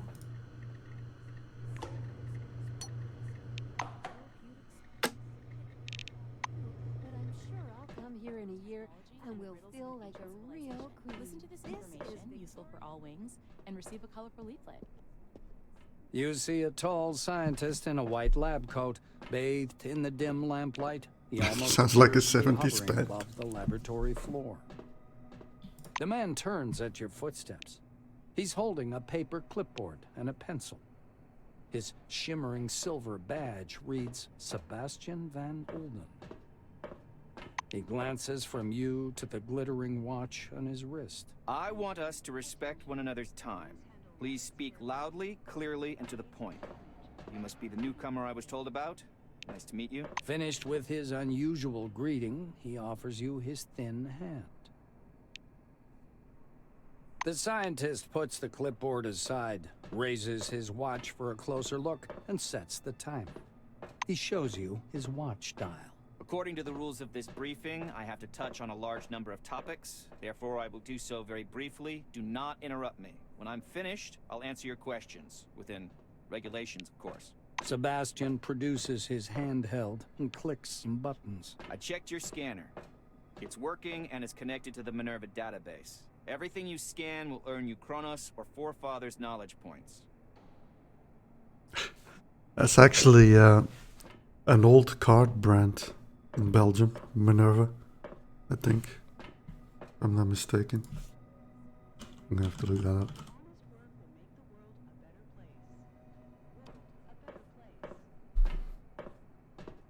Yeah. Oh, they were a dealer in England. Thought it was something from Belgium. The instructor watches you with displeasure. Are you listening? Scan everything that might be of scientific interest. James First of all, Sebastian, yeah. anomalies, they could be dangerous. Make sure to always have medication with you. He places a canvas pouch in your hand. This pouch is full of bolts. You can temporarily discharge an anomaly by throwing a bolt into it. It's primitive, but reliable. Okay. Van Olden pushes a button on his stopwatch. So, my oral briefing fell within the allotted span of time. Any questions you want to ask me? What's Minerva? Sebastian snorts skeptically. Oh, great. You're even ignorant of the basics. Minerva is a mainframe located at Magellan Base, where you'll be going soon, by the way. The Minerva disk stores the database containing every piece of information about the Dome and the company's employees. It is thanks to this scanning that the database is constantly updated. Are you ready for the second part of the briefing, or do you have any more questions? The instructor looks at his chronometer again. The white scowls in annoyance. Do you know anything at all? What did you come under the Dome for anyway? You get knowledge points for scanning objects. For scanning anomalies and relics, you receive Forefather points. Scanning the company's property and employees, living or dead, earns you Kronos knowledge points. He explains with a sagacious expression. Forefather points, jeez. You can exchange knowledge points for medication and equipment as part of the volunteer research program. Are you ready for the next part? The clock is ticking. The instructor taps his watch meaningfully. I just want to annoy him now. Sebastian pulls a scanner from his pocket. I will demonstrate this only once. To switch on the scanner, press the button on the right side of the manipulator housing. The scanning beam is narrow. It's intended to focus on one object at a time. Van Olden turns on the scanner and continues. My advice is to scan anything that might be of scientific or statistical interest. Relics, forefathers' objects, automatic doors, vehicles, vending machines, deceased employees. He turns the screen so you can see it. The scanner automatically transmits data to the Minerva system, and you receive knowledge points. Do you have any questions, or can we proceed to the practical part of our briefing? You'll need some one-use stimulator injectors, bandages to stop bleeding, and anti-radiation agents and radio protectors, including ARAD-3. The White ticks these off on his fingers. He produces a black-capped, transparent plastic jar out of his pocket. According to protocol, you should have this medicine. I'll give it to you as soon as we proceed to the practical part of the briefing. Are you ready, by the way, or do you have any questions? The researcher winces. Why do I have to spell out every single thing for you? Take a bolt, throw it at the anomaly, and it goes off. Any more questions? The scientist glances at his watch again. You're within the time limit for questions. The next step is training in the artificial ecozone. He rests one finger on the button in preparation to start the timer. You're going to go downstairs and scan relics. I will be monitoring your progress. Please note there are several radioactive anomalies in the ecozone. These are the same conditions you'll be working in the field.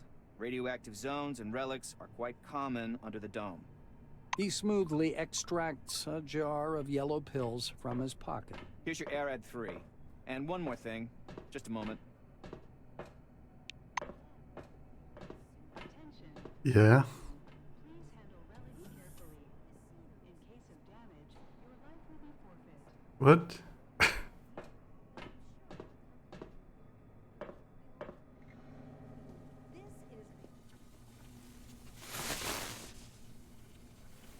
See you next time. Ancient civilization. Listen to this information, useful for all wings, and receive a colorful leaf. Oh, please shut up, lady. Empty beer bottle and earth. Okay. Bit of soil. Attention, attention. Please handle relics carefully. In case of damage, your life will be forfeit.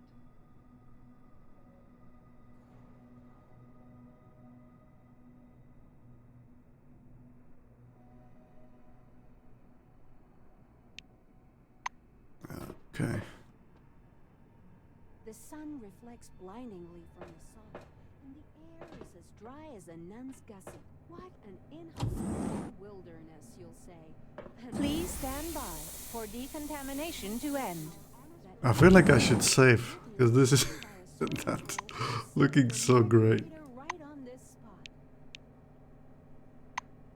Welcome under the dome. An amazing excursion. Sounds like a sci-fi story. Perform a scanning. Select the ability in the panel, and then click the object that you want to scan. For each successful scan, you receive knowledge points. Ah, X. Okay.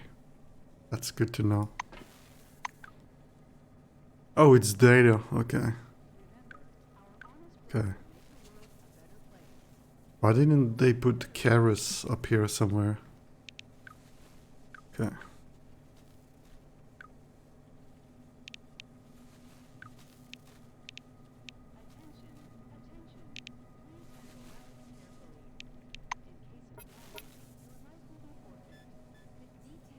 I'm still not quite sure how to use this thing though. Scan. N1. What is N1? Is that this? No. That's Psi. This is Victoria Legrand, and the dome from the inside. See you next time.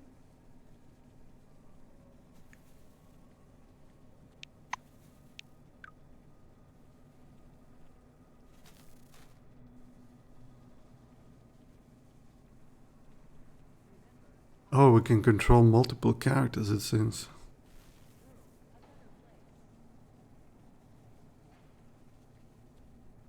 Oh, numeric. Oh, hold on. Ah, okay. Ladies and gentlemen, this I'm not sure if that's such a good idea.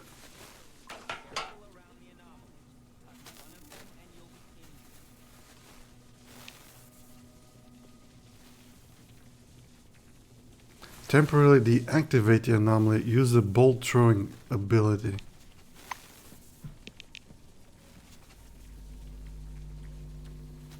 Awesome. Journal entry. A successful scanning attempt. You're doing all right so far. Go ahead. I'll keep an eye on you and make sure you don't screw it up. Well, that was nowhere near where I wanted to throw the bolt.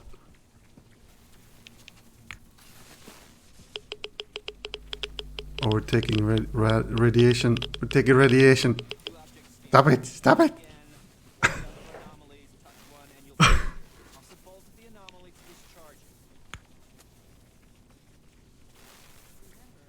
How? Okay. Ah! That was really quick. Holy shit. That's quick. We're taking Stop it. We're taking radiation. I don't think we're so good. Hold on. What can I see? How much radiation we got so far?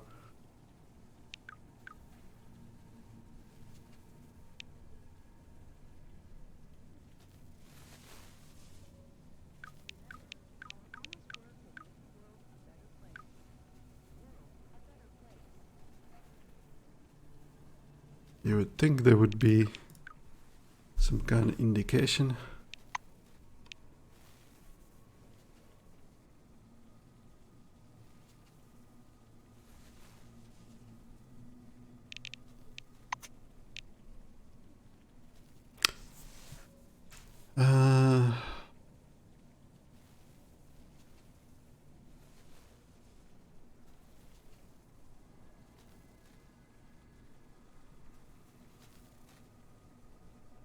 Hover over the left.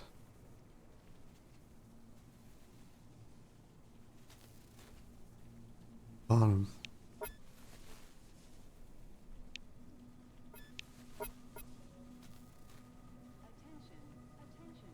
Is it this yellow bar maybe? Oh no, here it is. 0 rants. But that's what we're taking at the moment.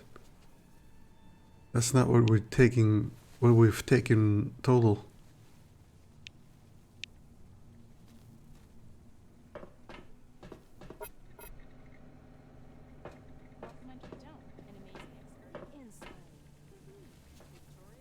Von Olden gestures back at the eco zone.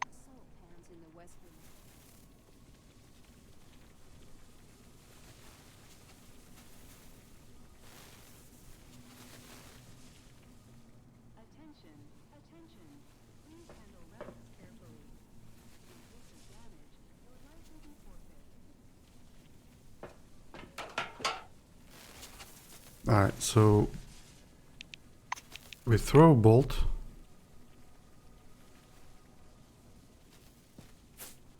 And then we scan? No. Tool required.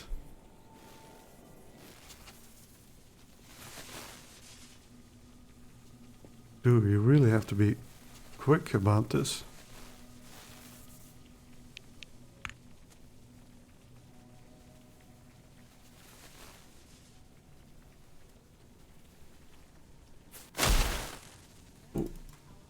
Oh! We can't run through that?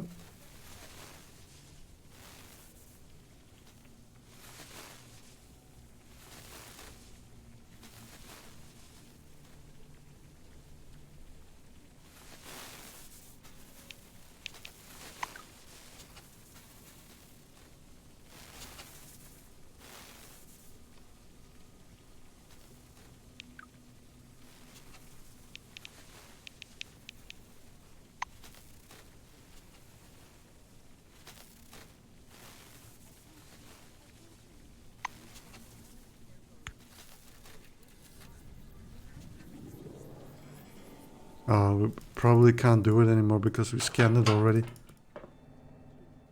in a year, you'll be lying by a swimming pool, sipping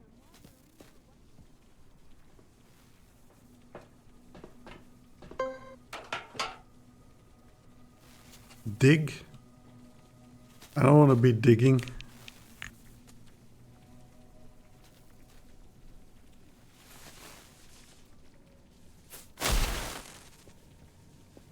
Now we scan.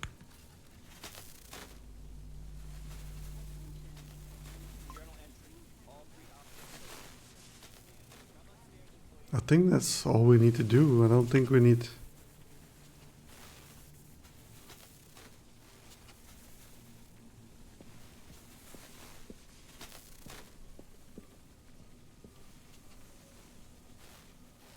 Okay, let's go back. western region behind me. The sun reflects blindingly from the sun. Sebastian meets you on the platform. Your finishing time is within the acceptable range. Yay! He clicks the stopwatch button, fixing the result time. I somehow managed to pass the test. The scientist turns back to his notes. Not bad. One question. You observed several anomalies while scanning. Why do you think they appeared? I'd like to hear your opinion. White Wing is putting a high value asset and manager in danger.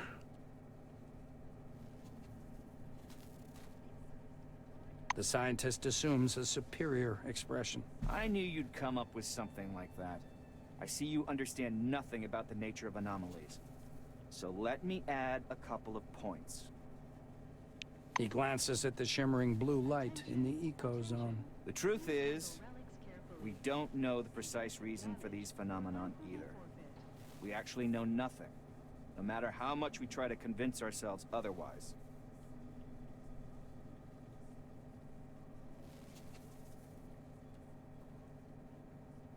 Sebastian points a thin finger at the clustered lightning. I personally believe that the anomalies are the dome's security mechanism. The ones you saw are relatively harmless, but there are different anomalies in the desert, phenomenon that toy with the human mind. Van Olden clasps his hands behind his back. I know you don't care, but I'll say it anyway. Scientists today are required to be wonder workers who can heal cancer with a wave of their hand and solve the secrets of the universe during their coffee break. For some reason, no one wants to understand that fundamental science is always an investment in the future. It produces no answers here and now. The White's gaze strays back to his clipboard. If something terrible happens under the dome one day, and I'm sure it will, science will protect no one. That is all. Off you go. Ladies and gentlemen, this is the Dome from the Inside with me, Victoria Legrand.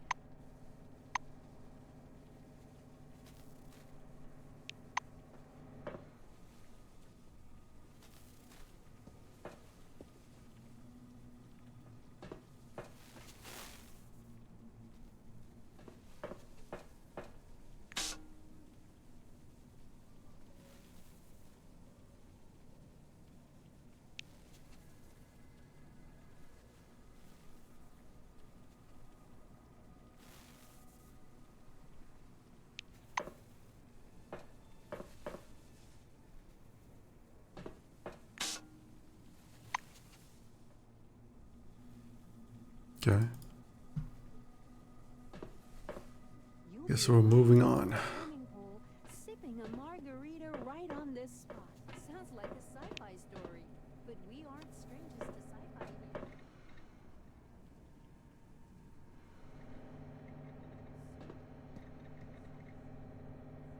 In front of you is a high-tech device that provides medical care without the participation of a doctor. A knowledge sheet with a pair of blue seals is placed on top of the service constable. Judging by the text of the order, employees of the Concord station and newcomers are provided with medical care free of charge. Remove radiation. Our honest work will make the world a better place. World a better place. Step under the sprayer.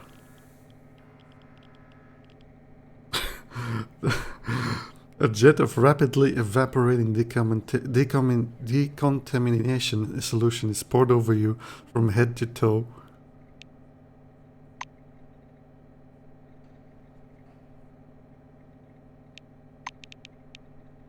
-19 radiation. Possible side effect, vomiting. Please turn away from the machine.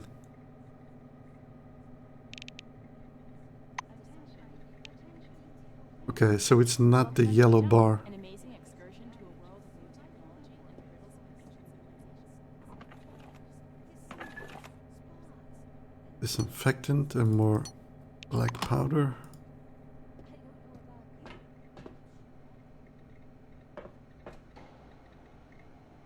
Relic?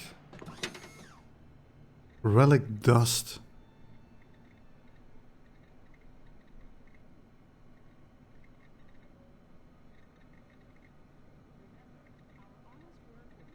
You can also throw them at your buddies.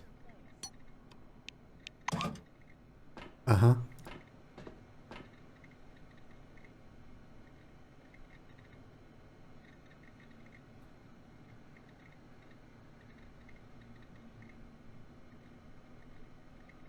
Good day to you. Are you looking for a scientific curator? You found him. I can exchange your scientific data for incentive rewards. Tell him you want to know what forefather points reflected on the screen of your handheld are.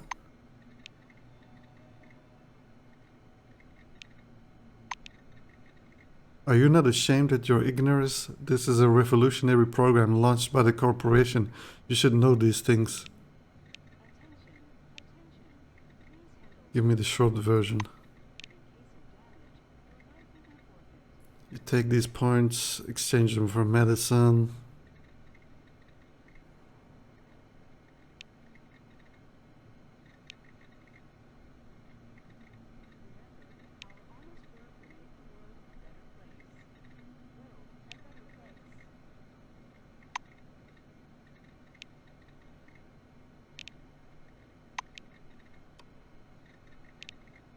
I hope to see you again soon. System lockdown. Alright, so where am I supposed to go now? Please stand by for decontamination to end. The air is as dry as a nin's. Welcome under the dome. An amazing excursion to a world of new technology and the riddles of an ancient civilization. Listen to this information, useful for all wings, and receive a colorful leaflet. You're right on this spot. Sounds like a sci-fi story. But we aren't strangers to sci-fi here. The detailed plans are ready. The stubby black face brightens up your arrival. Norman Potter is written on his badge. There's a plastic peace sign next to the badge, in violation of regulations. Hi there. Hello, sister. Did you know that 2 out of 7 Cronus employees die violently? We House of Kindness activists want to change that.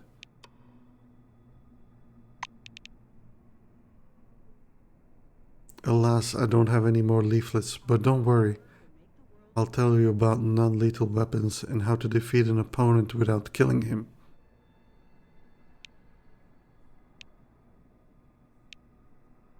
Alright, let's know more about non-lethal weapons. When you arrive under the dome, you are issued weapons, but they never explain that almost any kind of weapon can use non-lethal ammunition or attack methods. Non-lethal ammunition causes severe fatigue. After several attacks, the enemy may be knocked unconscious. They include tasers, pepper spray, tranquilizer darts.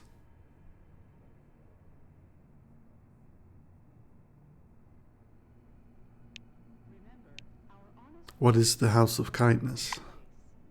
This is our commune. You practice meditation, walk on coals, don't eat meat, and are trying to give up plastic.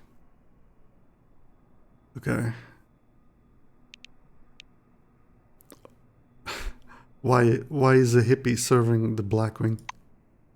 It's my mission. I chose Blackwing to prove by example that military service without violence is possible.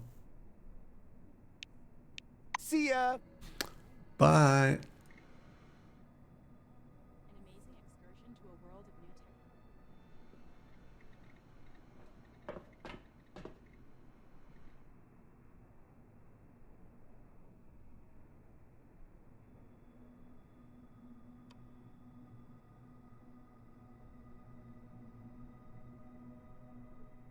A lot of people we can talk to.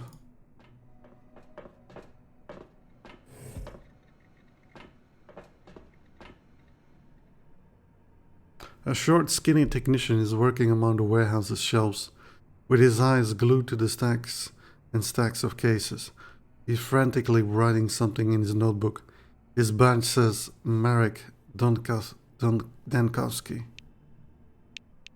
What? Again? Do you need help? I'm all ears.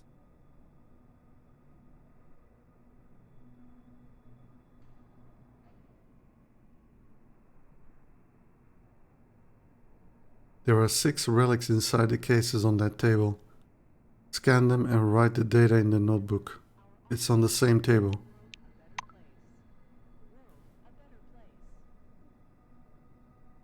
I'm already better than Abbott. See ya.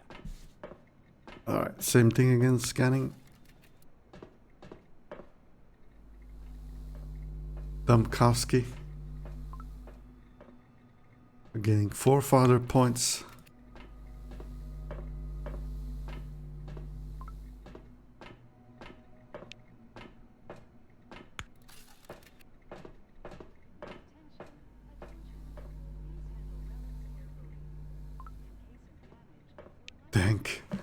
Dankowski.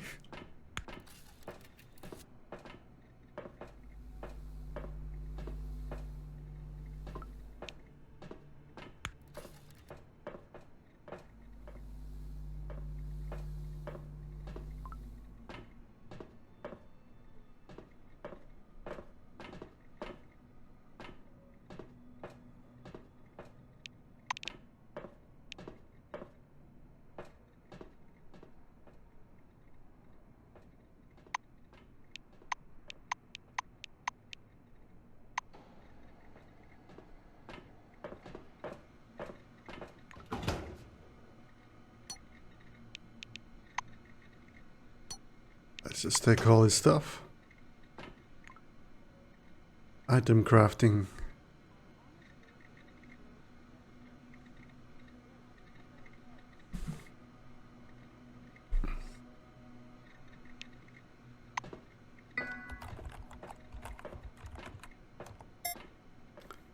Care OS.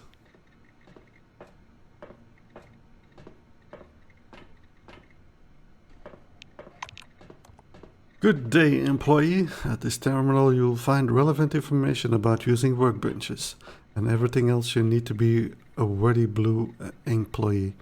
Please select a command from the following menu. Chemist, Technician, Gunsmith, Cook, Orange Tools.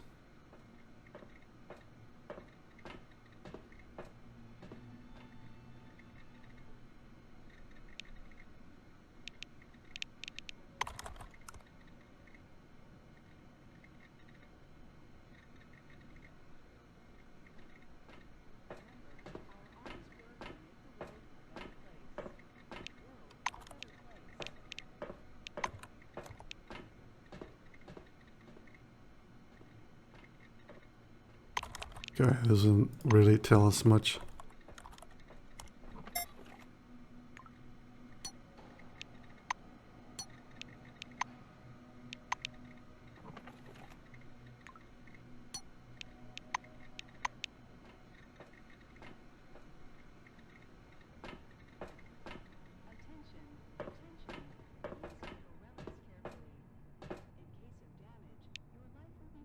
Hello again.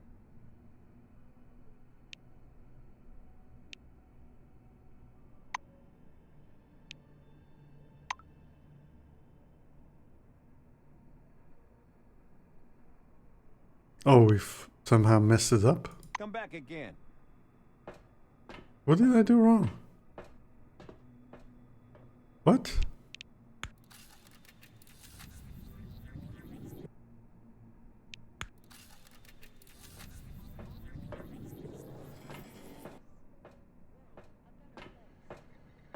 I don't know what I messed up.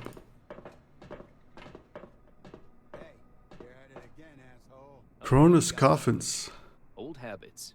You know that. Shall we continue? Continue my ass. Read deal. Everyone gets 3 bolts. Hey, come on now. Start over. He only did it once. No, Butch is right. I ain't gonna argue with him. Cuss you ain't, you slime ball. If I find out you cheated, your mama won't ever see you again. None of our mothers will ever see any of us again. Damned dome. I'm all right. I'm dealing.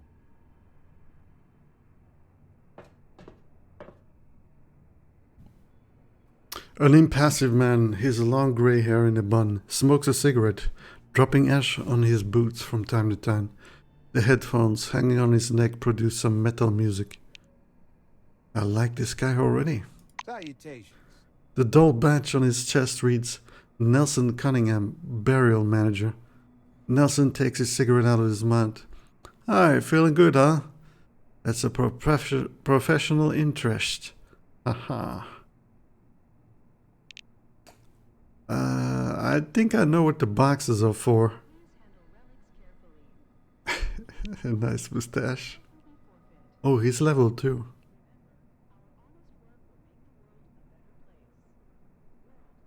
Reputation with committee.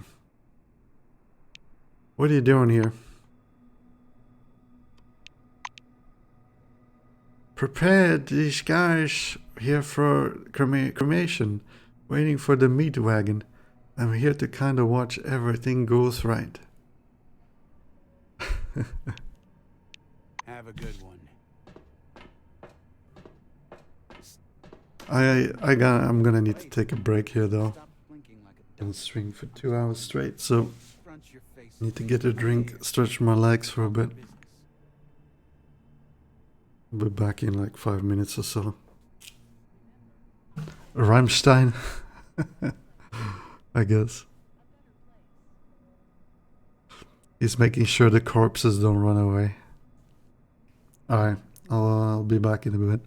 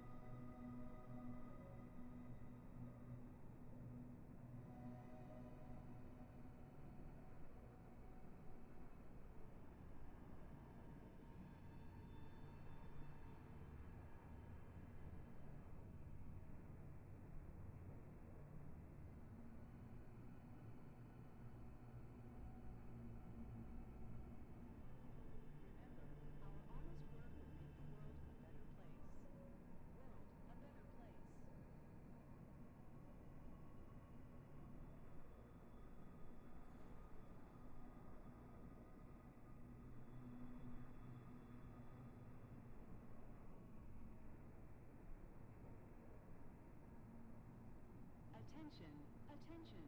Please handle relics carefully. In case of damage, your life will be forfeit.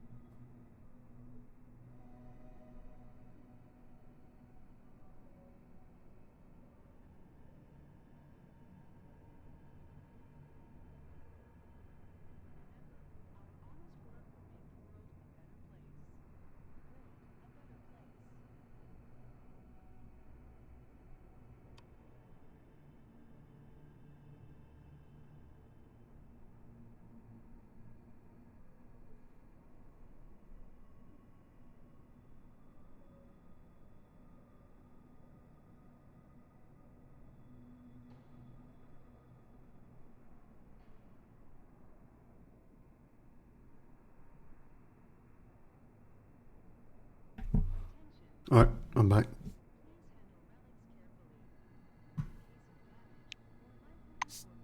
Hey, you. Yeah, you, lady.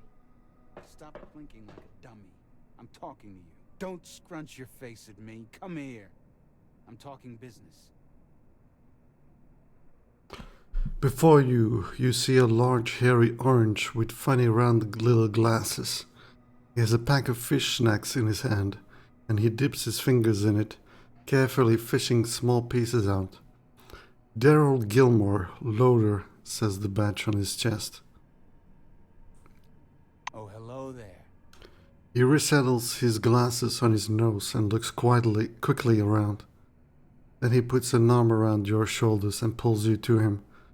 Long story short, kitten, I have an offer, a business offer. You smell what I'm cooking?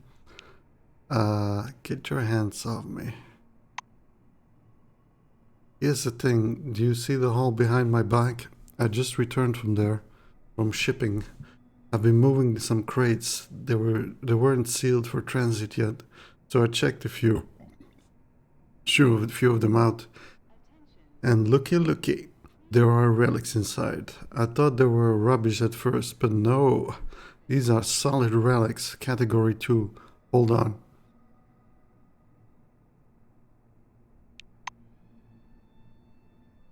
Anyway, I can't get to those crates. There are guards in there now. But you look like the sort who easily blends in. Would you like to sneak in like a ninja and grab something that's lying around? Don't forget about me, of course.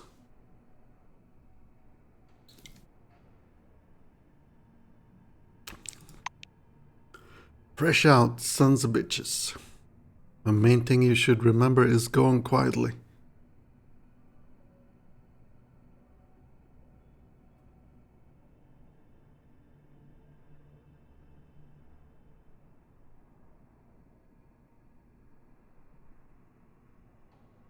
Don't get caught on camera, and don't let the guards see you. I don't think I'm gonna refuse. Bye-bye.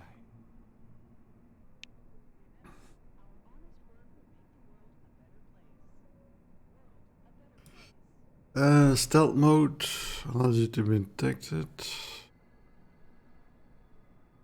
Once the indicator is full, you will be detected.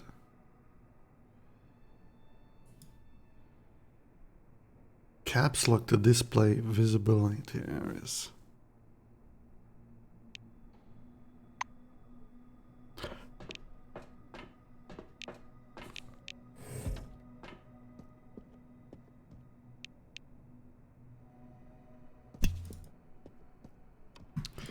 Oh, we didn't go into the locker room.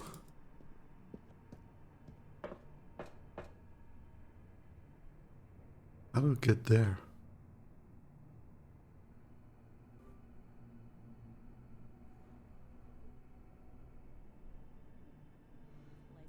Listen to this information, useful for all wings, and receive a colorful leaflet. Oh, it's locked. Never mind.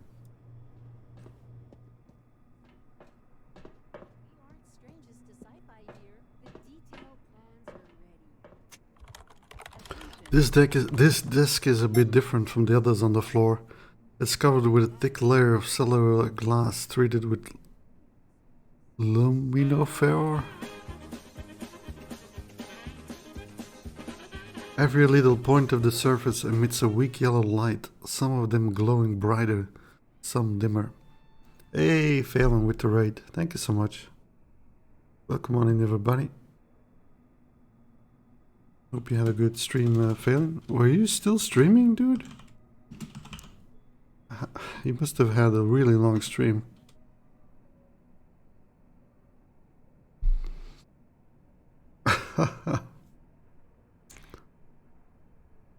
You probably need to take a rest now, I'm guessing. We're playing Encased, which is an isometric RPG that just got released. They were in Kickstarter and then they were in early access, but now they're in full release. And I received the key, so that's why we're checking out the game. Working 11 hours, yeah, I can imagine. Yeah, get some rest, dude. Thank you again.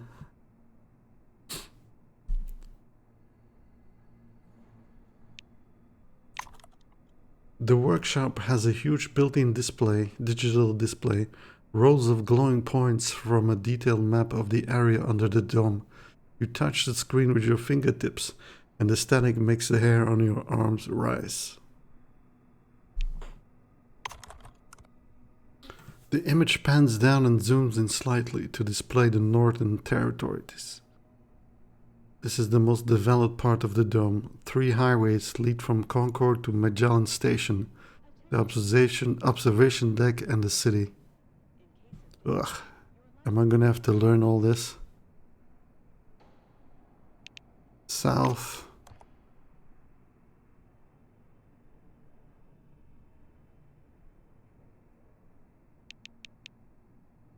West. Remember, our honest work will make the world a better place. World a better place. Salt Marsh.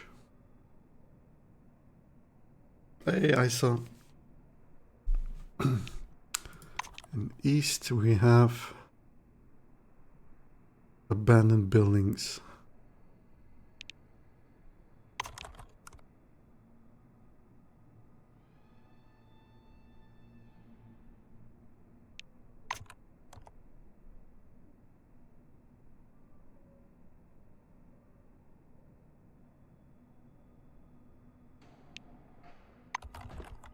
Welcome Under the Dome, an amazing excursion to a world of new technology and the riddles of an ancient civilization. Listen to this information, useful for all I don't know about and you, receive a colorful but I'm leaflet. sure I'll come here in a year and will feel like a real queen. Attention, attention. Please handle relics carefully.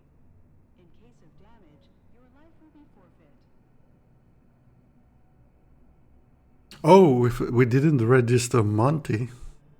Remember, our honest work will make the world a better place. World a better place.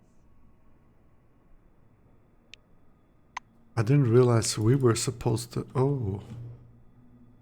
I'm gonna have to find a terminal.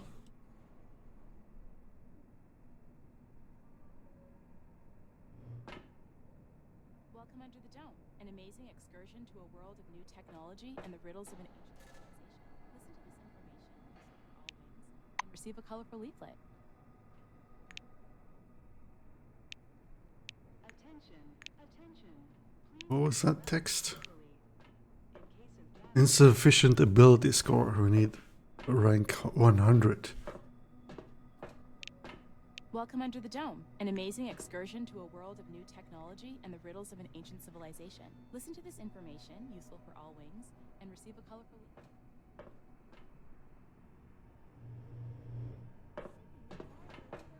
Welcome Under the Dome, an amazing excursion to a world please of shut new up. technology and the riddles of an Sci-fi here. The detailed plans are I can use the vacuum cleaner. There will soon be a real resort city in the west, with bars, casinos, I'll take the piece of cloth.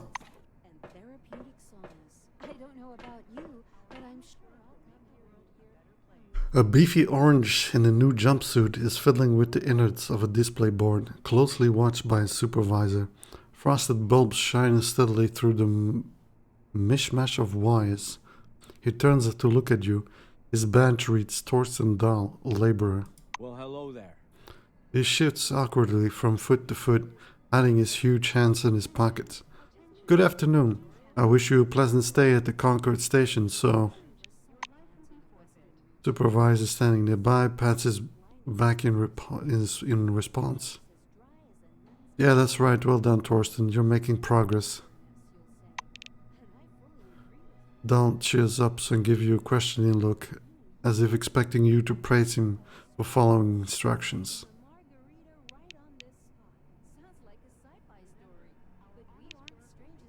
How do you like it here? Well, it's warm, friendly staff, good food, job with good prospects.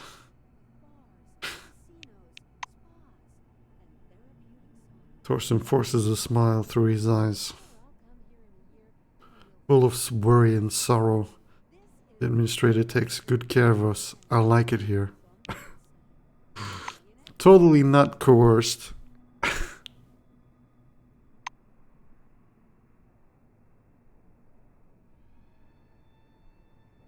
Bertha jabs Torsten in the ribs with her elbow. Jesus. I wish you a pleasant stay at the Concord station. Have a nice day. Oh, poor dude. Let's talk to Bertha. I'm sure she's lovely. This young, dark-haired female guard face bears a canny and slightly self-absorbed expression. The silver badge on the back winger's chest says, Bertha Hartman, guard. Hiya. Hello. Listen, could you do me a favor? What do you need? Keep an eye on Torsten for a couple of minutes. I gotta take care of something, please. She drawls in a childish tone, hands clasped as in a prayer. I don't know about this.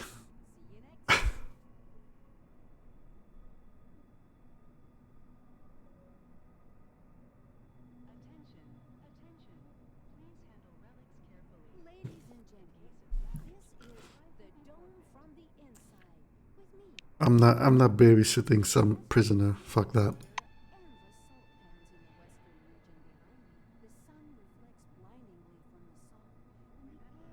I'm not interested in this. What an inhospitable wilderness, you'll say. And I fully Speak quickly. No one enters the training zone without me saying so. And I didn't say so. Come here, employee. A middle-aged black is sitting behind the counter with his hands in his lap. The buttons and zippers on his uniform are polished to a shine, and even his badge, military guy, has been buffed so much it hurts to look at it. Botherby frowns as you approach. Your first act is being late for the briefing. You going to be late for your funeral as well? Yeah, I think so. I'd rather be late for my funeral. Alright, I want to receive military training. The black looks you over. Yes, I see the weapon received checkmark. Looks like you are fully prepared to disappoint me. You are prepared, right, employee? I have a few things to do. Let's see if we can do something with the guys in the locker.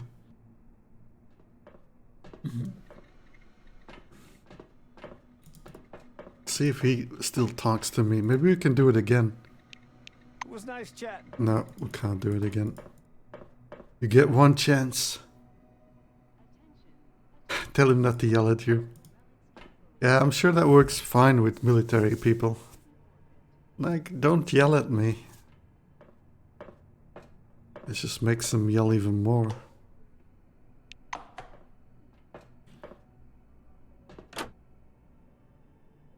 Oh, we gotta check all the toilets? You kidding me?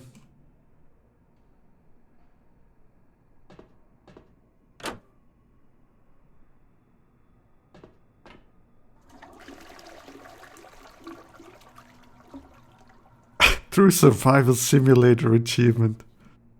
Because we used the toilet. Hey, you gotta check for toilet water, right? That's what every survival game has taught me until now. It's just you gotta check the toilet water.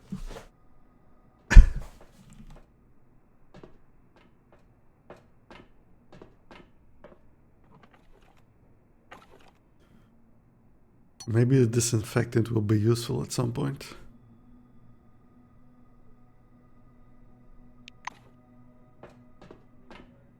Hand dryer, mirror.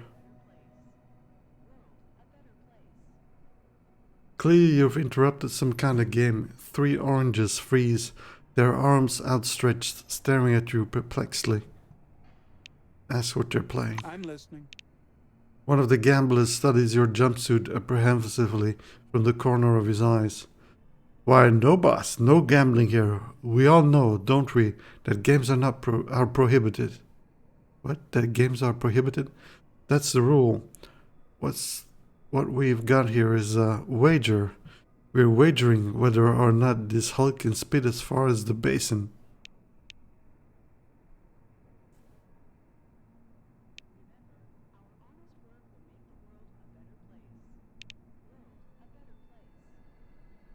Tell them you won't inform their superiors if they explain what they're playing.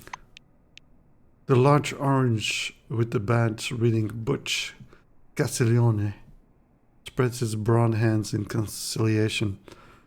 Alright. We're kind of playing Bolt's game rules. Before the start of the game, each participant receives 3 bolts. At the beginning of each round, they can hide any number of bolts in their fist, or hide no bolts at all. The object of the game is to guess how many bolts in total all players have hidden. You can only guess a number no one else has guessed in that round.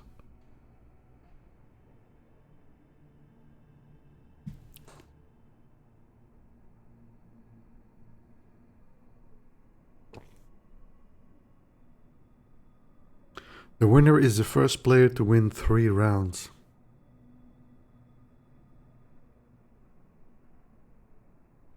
Whoa, 200? Whoa. I think I changed my mind. Bye-bye.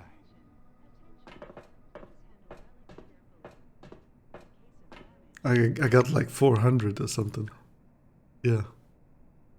I'm not gonna bet half my money.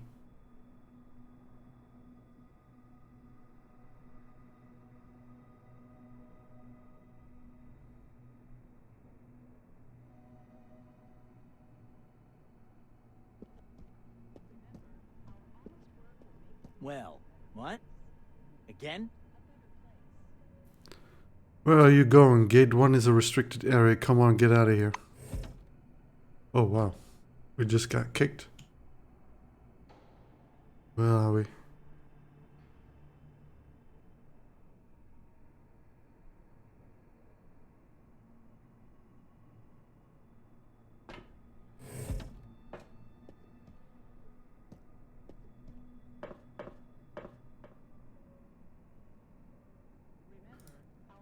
Alright, I guess we're, What an inhospitable wilderness, you'll say.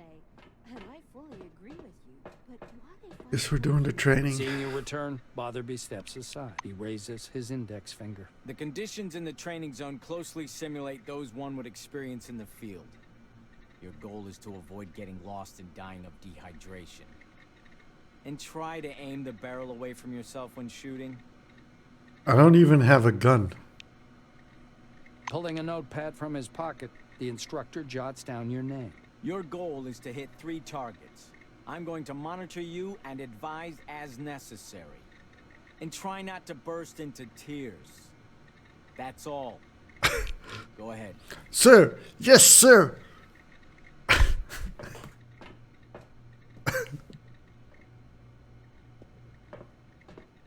Ladies and gentlemen.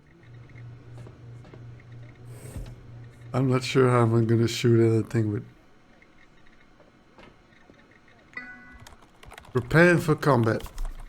Before entering combat, make sure you're prepared. Check your and your companion's health. Move your weapons from inventory to hand slots. Load your gun if necessary. Prepare medicine to counter health damage. Consider the sequence of your actions and the direction of your attack. Or well, just make a bloody mess. Maybe we should save.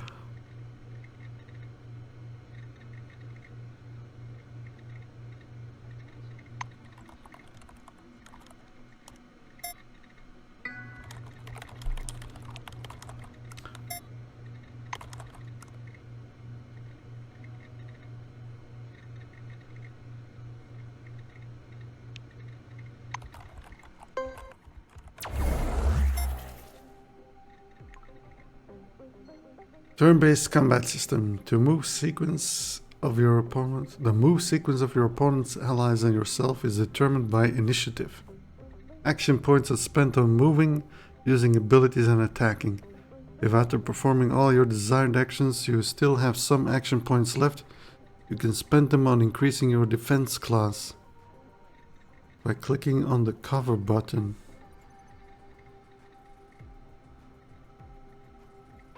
Okay. And you can finish your current turn and save them for the next one. Oh, okay. Oh, that's interesting.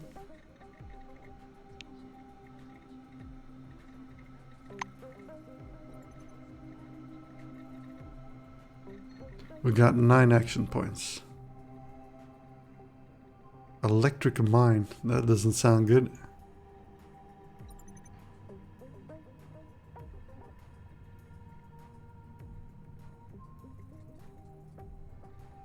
So it takes 4 points to get to this spot already.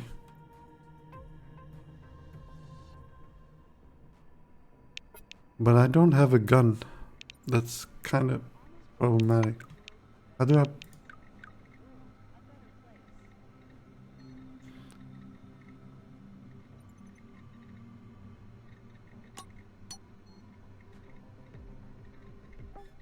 I got it equipped.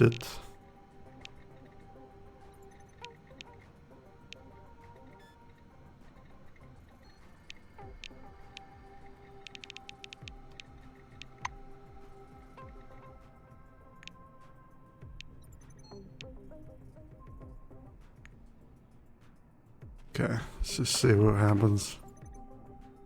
And then...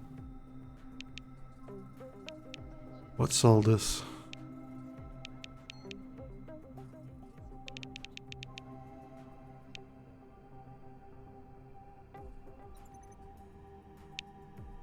Skip turn.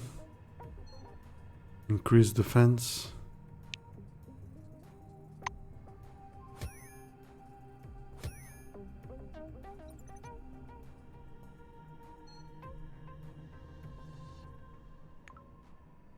In almost every battle you are surrounded by interactive objects, traps, pools of toxic goo, flames or a barrel of fuel that can be blown up with a well-aimed shot. All this can give you an advantage or conversely complicate your life.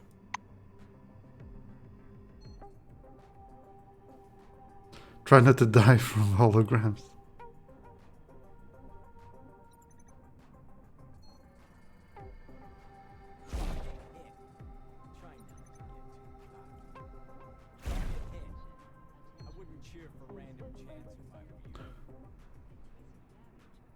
Okay, let's run away. Run away! All they just keep shooting at me. Oh, they can't damage me or what?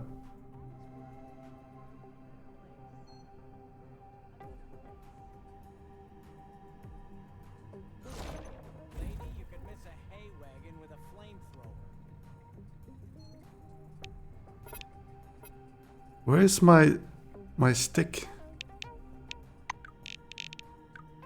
Like...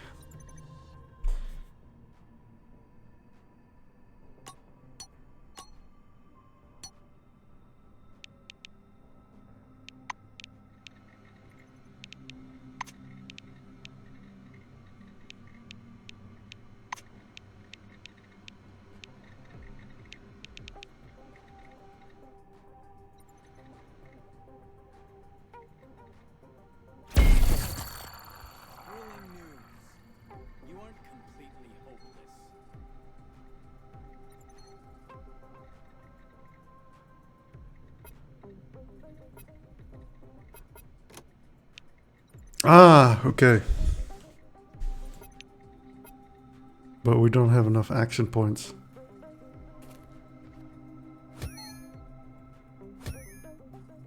Critical damage.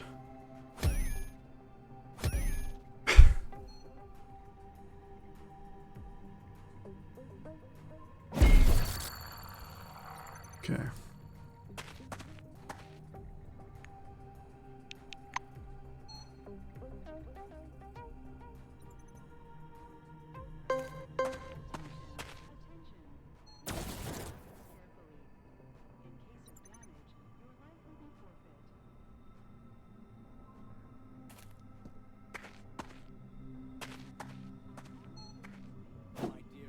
We missed!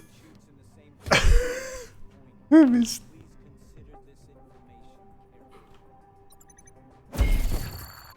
Oh man, in a real fight we would have been dead like 5 times the thing.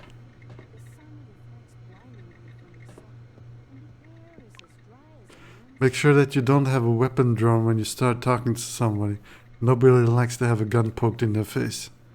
Unequipping the weapon isn't necessary, just left button click on the weapon icon on the panel.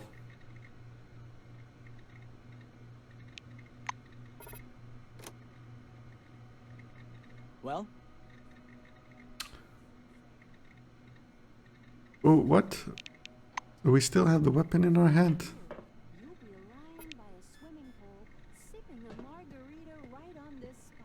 Make it quick. He says I have a weapon in my hand.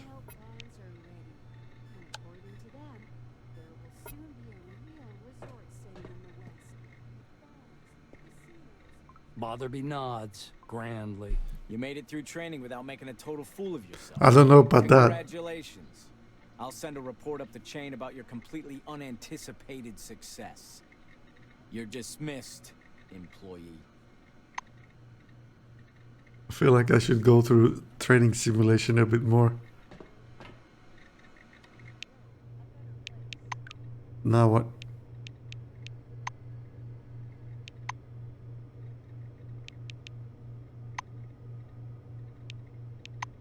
Ladies and gentlemen, this is the dome from the inside.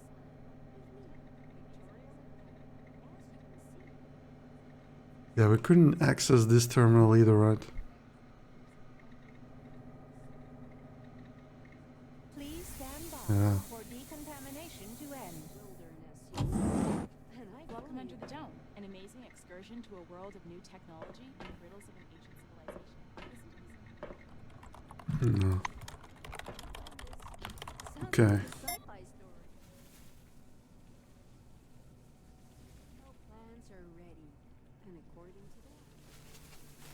Nothing to do here.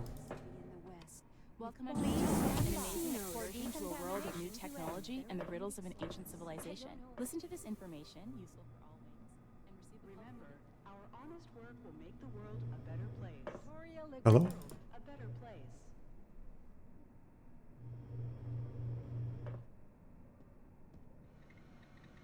Oh! This door is open now.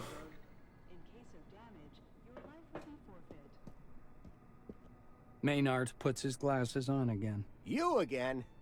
Pretty sure you got your uniform already. Anything else I can do for you?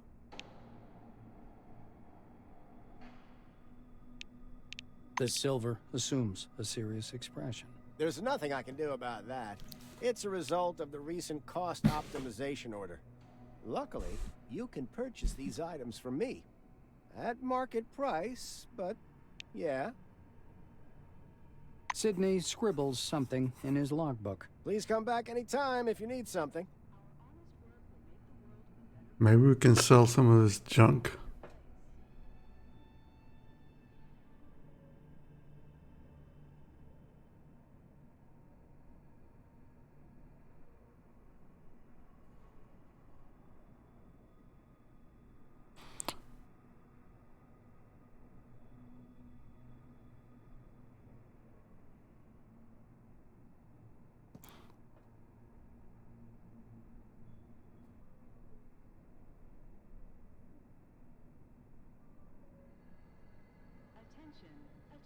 I'm kind of scared to sell stuff.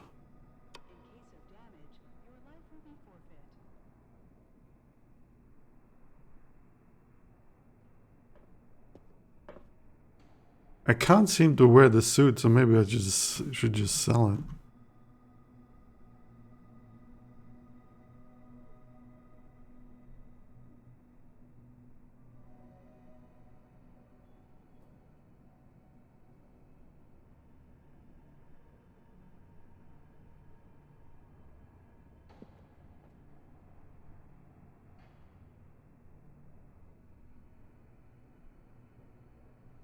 That doesn't cost too much. Please handle relics carefully. In case of damage, your life will be forfeit. Initiative +1. Honest work will make the world a better place. World a better place.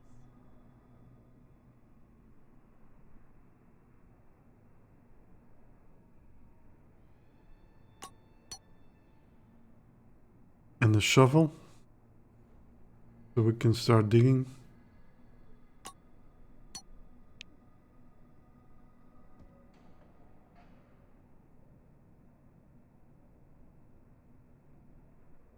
Why is it 93?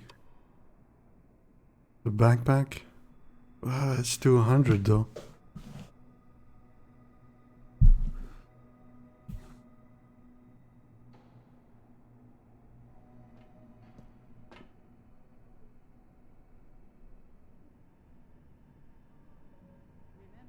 Oh, this adds initiative as well.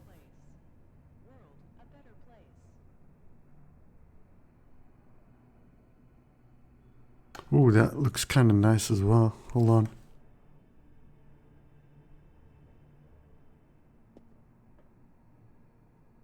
Heat resistance, authority,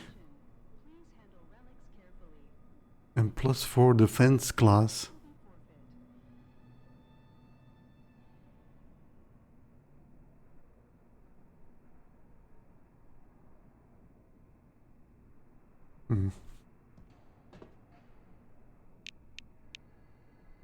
I don't really understand why we're 93.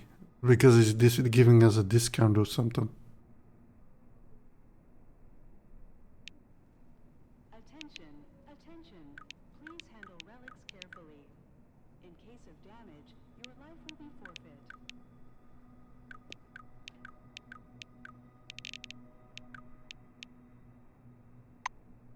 Remember, our honest work will make the world a better place.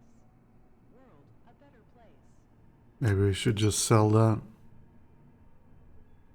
Stack of documents.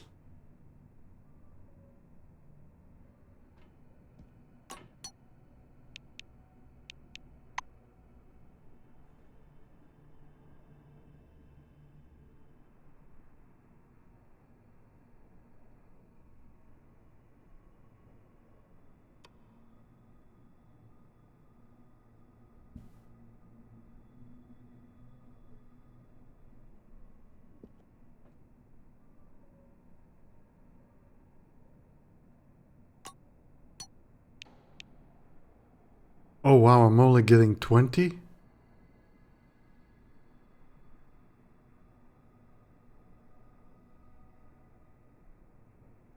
What?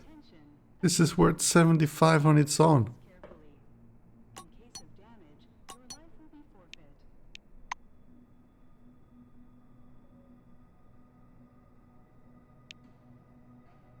Wow.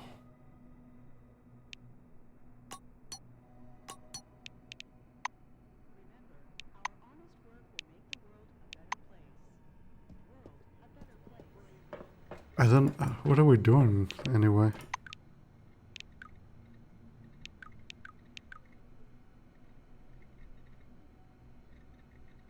Go to the landing zone and wait for the bus.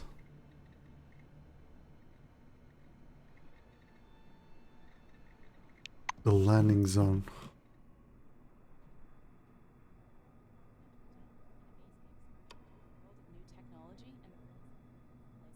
Listen to this information, useful for all wings, and receive a colorful leaflet.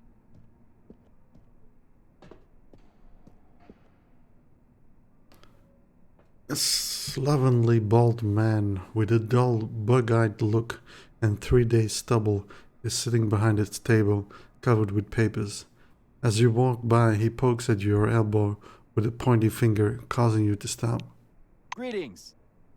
The silver smiles, revealing crooked yellow teeth. Hey buddy, the name's Milo Randall. Chat with me for a couple minutes. I guarantee it'll change your life. You've come under the dome, and for what? Earning peanuts. Haven't you ever wanted more? I'm happy with the contract. He clearly did not expect that answer. You're happy now, but they only pay you as long as you can work. What if you break a leg or a relic makes you go blind? Don't you want to own a business that makes money while you relax and raking in the dough? I've got an offer for you, my friend. Are you ready? Well, are you? Of course you are. You said yes, right?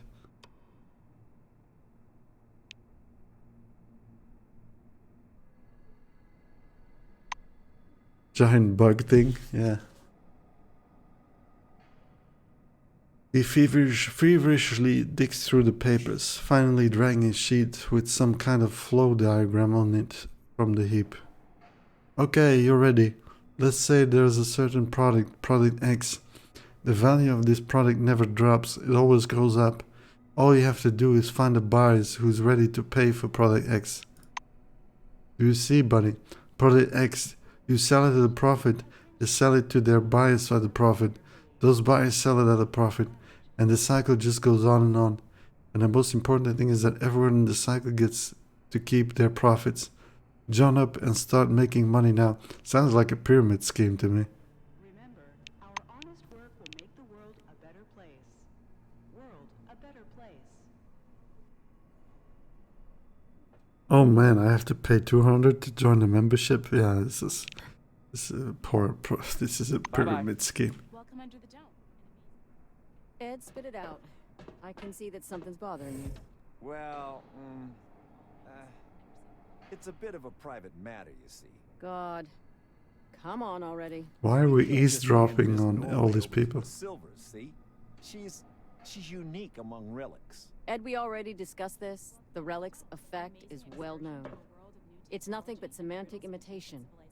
I wrote you about it, remember? I know. Well, there's something else. She's rational. No, really. I've talked with her for hours. Damn it, Ed. The relic doesn't speak. It's some kind of subliminal wave field messing with your head. It's you having both sides of the conversation with Norway. It's all inside your head. You're imagining that it's rational. That's it. We've gone through all that. The dome was found. What if it's the other way around? What if she made you believe she's not rational? Eddie! But you can't exclude the possibility, can you?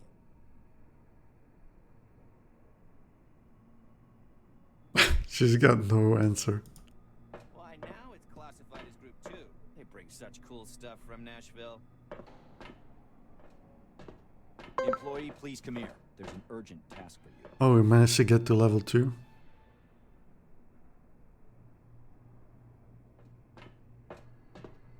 I'm all ears. A tall blonde man in his 40s mechanically touches the brim of his black cap, then extends his hands for a shake. His fingers are rock hard. He withdraws his hand as soon as you touch it. The badge on his broad chest reads Adolf Schmitz, head of security. Schmitz is studying you back, disapprovingly it seems. He wipes a bit of lint off your shoulders and adjusts the collar of your jumpsuit. Your uniform could use a wash, badly. I'm Adolf Schmitz, head of security service. You were to be sent to Magellan, but there was a change of circumstances. The black nods towards the door behind him. I've got an urgent order for you. Your help is needed at a nearby object. Mr. Kingsley is waiting right now to give you your assignment. He'll tell you everything himself. Adolf steps aside, glancing down at your boots. He shakes his head more. What's that? Morosely? I don't know what that is. Agree and proceed. Ask why he needs you, but not at the silver that arrived with you. Another silver, you say? That's strange. There weren't any other Silver Wing personnel in the new arrival manifest. Must be a documentation problem. Come back again. We still need to help the other guy, right? We need to find a terminal. That's what we're looking for. I forgot about that. Listen to this information, useful for all wings, and receive a colorful leaflet. We couldn't get in there either. Ladies and gentlemen, this is the Dome from the Inside with me, Victoria LeGrand. Listen to this information, useful.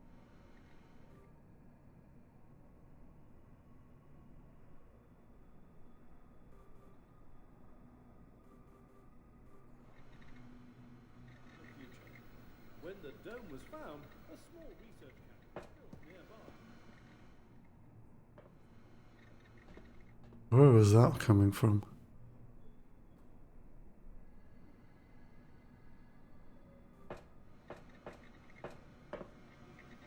The spire. It's a pure engineering miracle. Remember, our honest work will make the world a better place. Monty. Mr. Rayhead, would you bring me a cup of coffee, please? Colleague? Well, never mind. Dean looks up from his screen and gives you a perfunctory smile.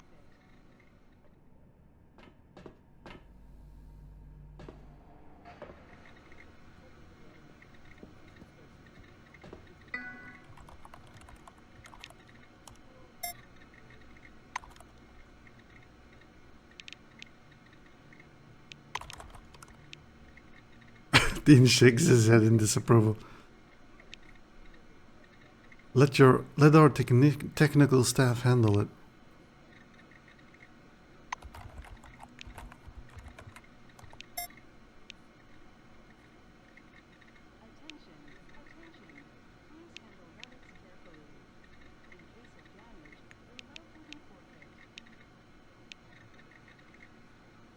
A selection of popular computer programs.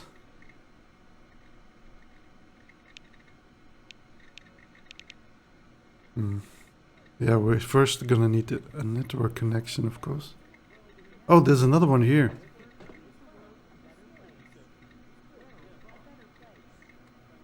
No.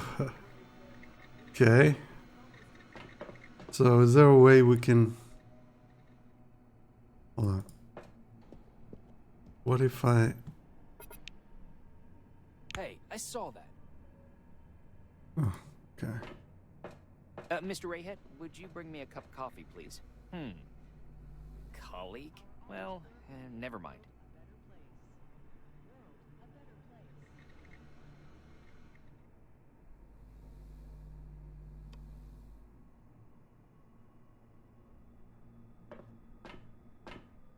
Sullen or somber, okay.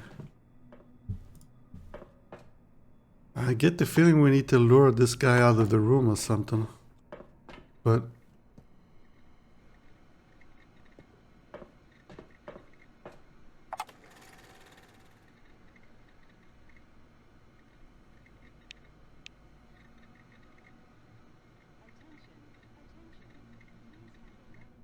maybe...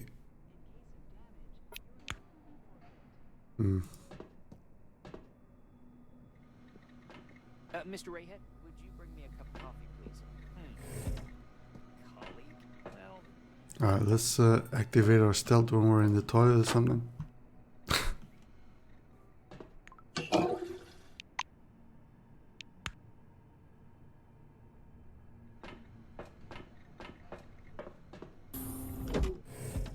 I'm sure nobody noticed that.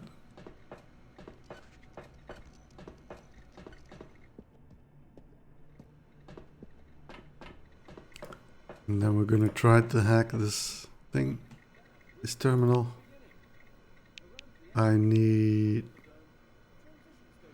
more ability. Or maybe we should just access it. Access denied! No! Oh. So how do I get more ability then? Hold on. Save. Can I just... Where's the...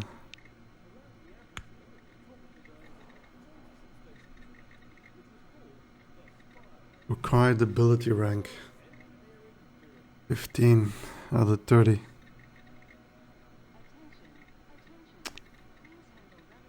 Well, so much for that idea.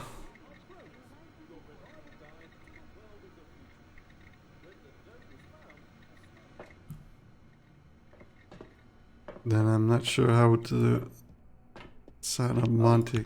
Never thought this would happen.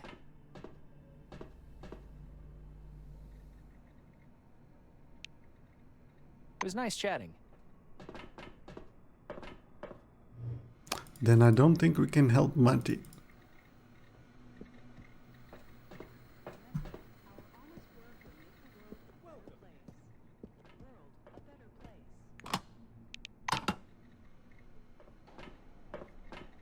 Sorry, Monty.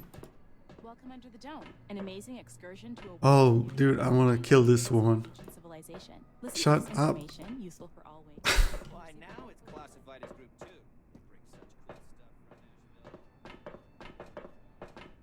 2. Yeah, I told him I would.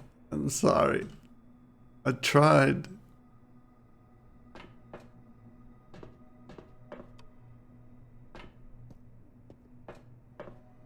Hi there. A young woman with a very creative dye job brings her spontaneous good cheer down on you like a sledgehammer. I'm Yuki. I'm the most awesome techie here. I'm also fast and strong. Watch this. She smacks the table with some kind of tool, leaving a significant dent. Okay, I think we're moving away now. She smiles widely, twirling a lock of hair around her finger. Then she addresses you in a conspiratorial whisper. You know why they transferred me closer to the administration and science lab, even though I'm a blue and supposed to work on the mechanical floor? Attention. Please handle relics carefully. In case of damage, your life will be forfeit. It's probably because she's very smart. Hey, that's exactly right. But they don't let me do anything. Awkward pause. Yeah, I hope to see you again soon. awkward pause indeed.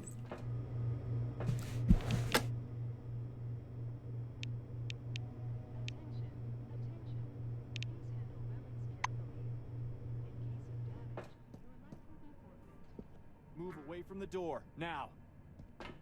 Okay.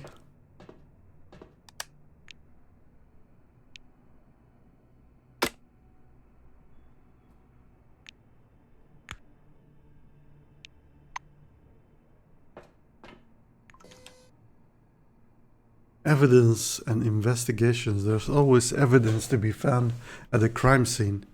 What? Crime scene? They will begin their own investigation.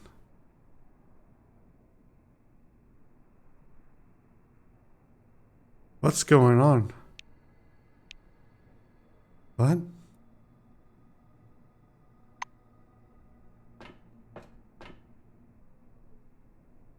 I think a stranger was Yeah, but the door is locked anyway. What do you want?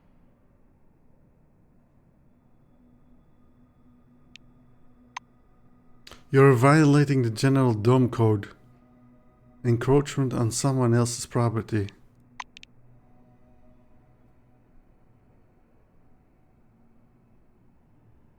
Oh, we're just getting a warning. Oh, we can fight. I repent for my crime. Yes, you get out now. Move away from the door now. Jesus, dude.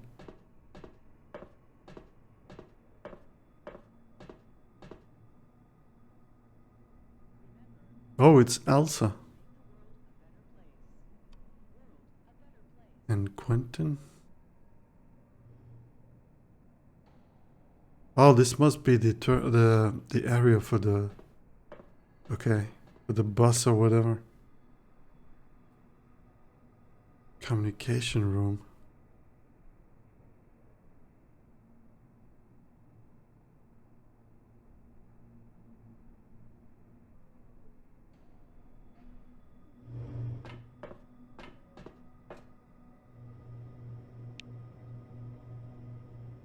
See ya.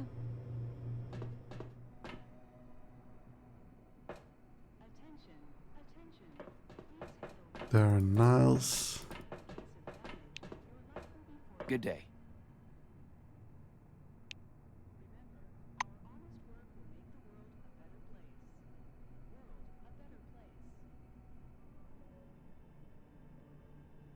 It was nice chatting. Inactive spherical relic. Yoink. Report on stolen relics.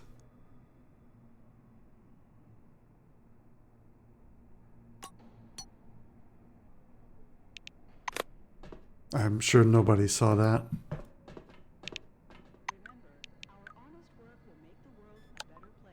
Classified for the eyes of Magellan Station Security Chief William Dill. 3 waste crates from your station have been seized at the spire for inspection. Hidden cavities in the form of false bottoms were discovered, containing over 250 kilograms of smuggled relics, 2 of which are in the highest category of rarity. In order to deceive the scales, some of the relics lightened the weight of the load. Over $1 billion worth of stolen good almost walked past our final security cordon and onto the black market.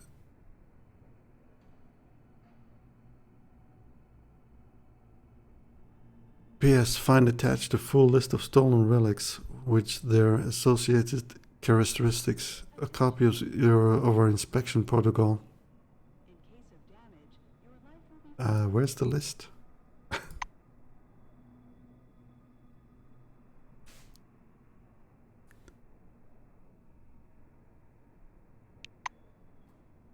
What?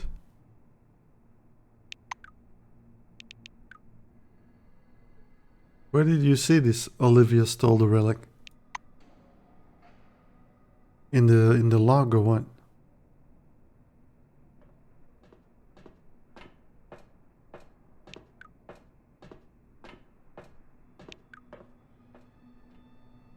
Yeah, but where did you see these matches? Olivia stole the relics.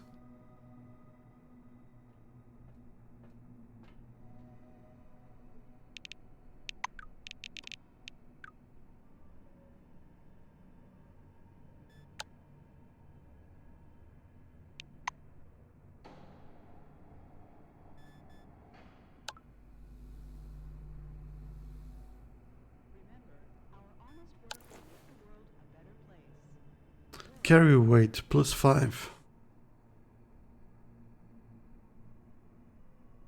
Creates an anti-gravity field.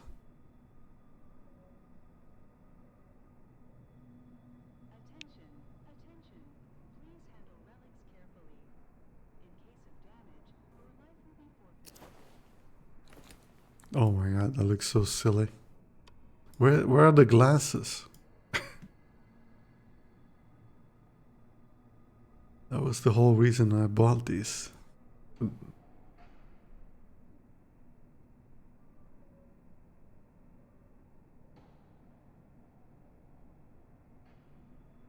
Oh, it was a joke. Okay, I didn't get it. Sorry.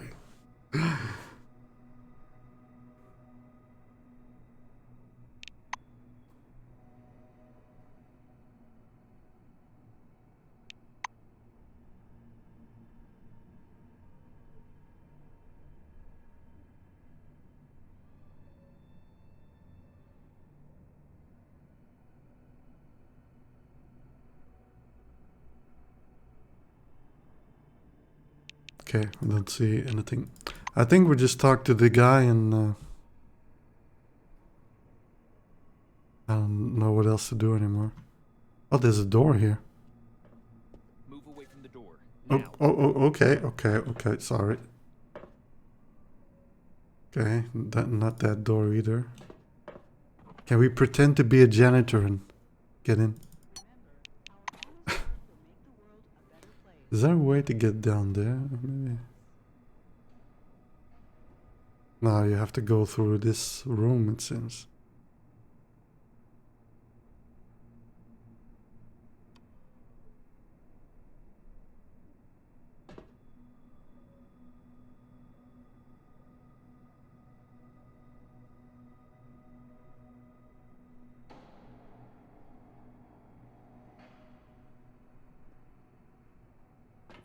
Listen to this information, useful for all wings, and receive a colorful leaflet.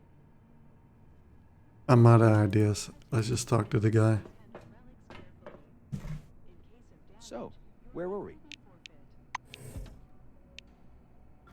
Video phone is on the wall over there.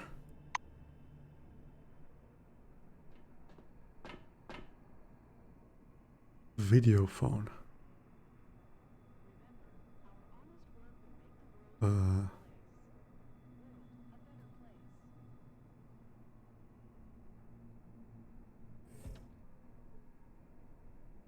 I can sit in the chair. Ah, this thing. The giant display glows welcomingly when you approach. A red light comes on under the screen's steel hood. The camera is switched on. A gray old man with high cheekbones appears and squints out at you from the screen. Do you copy? Do you copy? He leans close to the camera, his glasses glittering. My name is Martin Kingsley. I'm Chief Officer of Magellan Base. We were supposed to meet in person, but unforeseen circumstances prevented that. One moment. I'll grab your file. He reaches for something out of view and produces a thin folder with your name on the cover. Apparently, your file. Kingsley opens the folder to thumb through the pages. He marks one of the pages with a pencil. Silverwing. Colleague, I'll be honest with you. It's crucial for me to know my managers. So I'm asking you straight. Why did you choose a career in our division?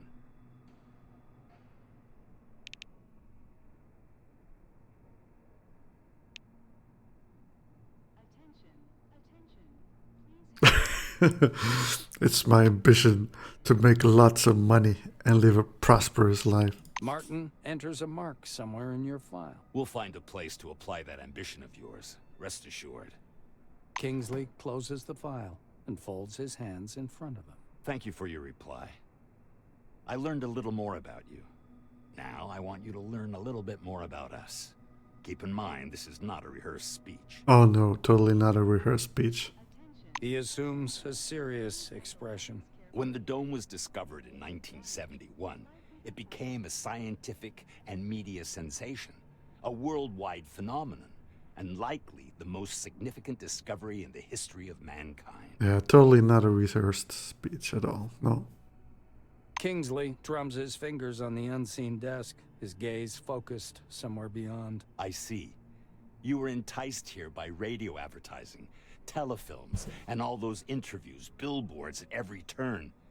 Cronus wants the world to see the dome as a stage where something merry and fascinating is going on.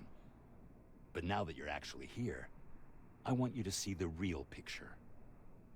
You can't make out his eyes behind the glare on his spectacles, but he seems to be staring directly at you. Here's the truth. Nobody was waiting for us inside the dome. It's neither a treasury of technologies nor a cemetery of the ancients. Perhaps what we're doing now is defusing the world's most complicated bomb. Will our mission thrive? I believe so. If we work together and everybody does their part. And everybody sells the same bullshit story. He looks back at your file. I say, do what must be done. Because that's what the concept of the 5 wings is all about. Kingsley points at the camera. You're from Silverwing.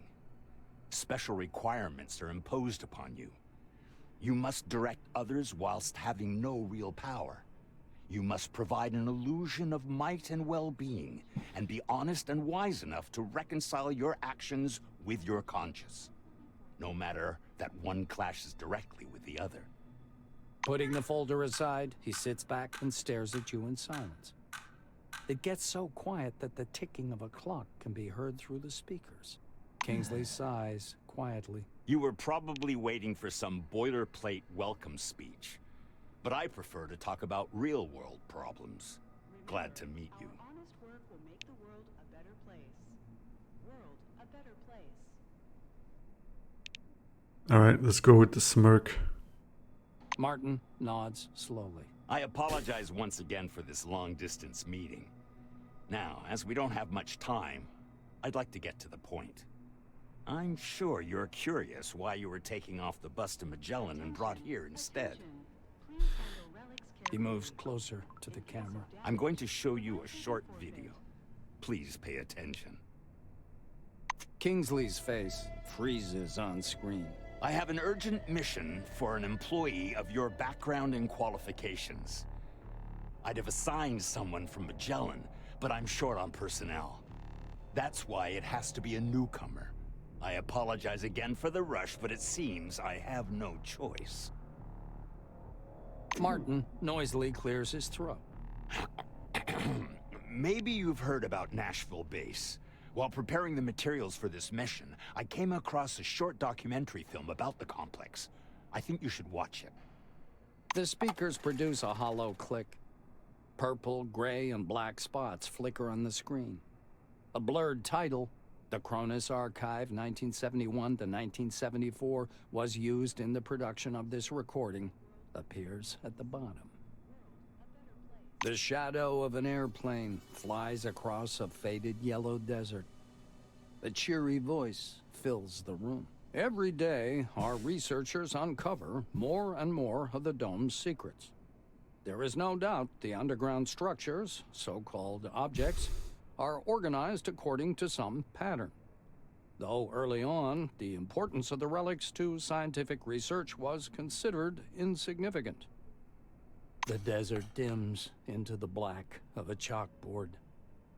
White lines drawn by an invisible hand begin to sketch a schematic of the dome. Wait, what? Invisible hand?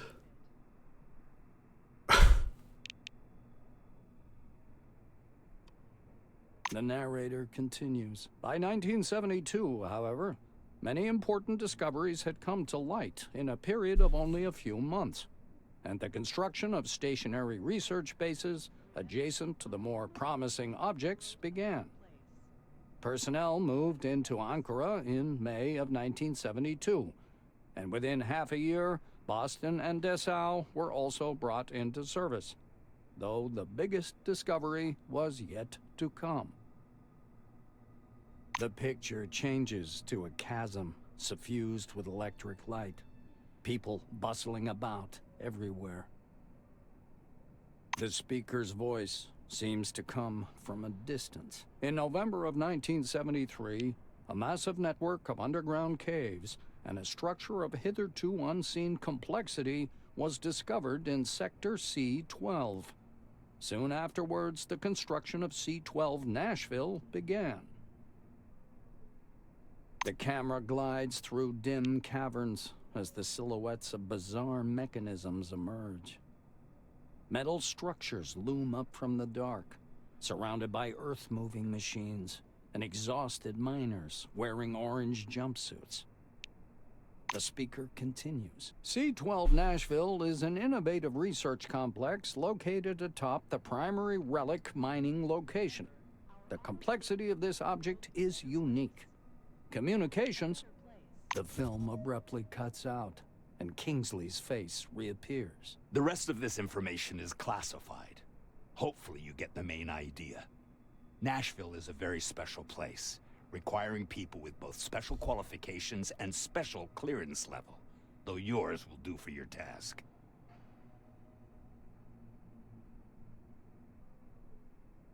I need to know why Nashville is so special. The chief officer bends threateningly close to the camera. I thought I made myself clear. That information is classified. Who else is in the group? Kingsley lowers his eyes and flips through some documents. Only the driver. The rest of the group has already departed. I'll tell you everything you need to know, don't worry. What's the task? Martin adjusts his glasses. So, the task. Nashville base stopped transmitting and receiving signals yesterday evening. A reconnaissance group was sent out earlier today, but we haven't heard anything from them yet either. The chief officer rubs his forehead. Normally, I would never give this task to a newcomer like yourself, but I just don't have enough people. He looks down at the documents again. Furthermore, the group was lacking someone with your specialization. I thought the mission would be quite straightforward and didn't send any administrative personnel. Now I suspect the Nashville situation may be much more complicated. Kingsley is looking into the camera once more. Your task is to get to Nashville, figure out whatever's behind the communication problem, get in touch with the group, and work with them to solve the problem. The chief officer carefully returns the documents to the folder. You notice his hands tremble slightly. Go downstairs. The truck must be waiting for you in storage. This task is urgent, but a small delay is acceptable if there's anything you need to settle here first. That is all. Any questions? Prepare yourself to leave the base defense perimeter and venture into the outside world of the dome, where you must rely solely on yourself and your companions. Check your gear one last time and go to the orange truck waiting for you in the garage, and on which you will continue your journey to Nashville facility. Later in game, you'll be able to acquire your own vehicles, which will act as your mobile base of operations and give you unprecedented freedom of movement.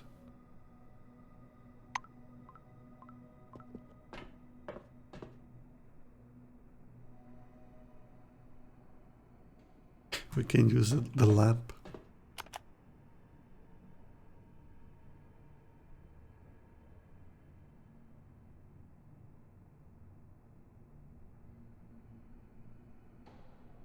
Adolf is watching the creep.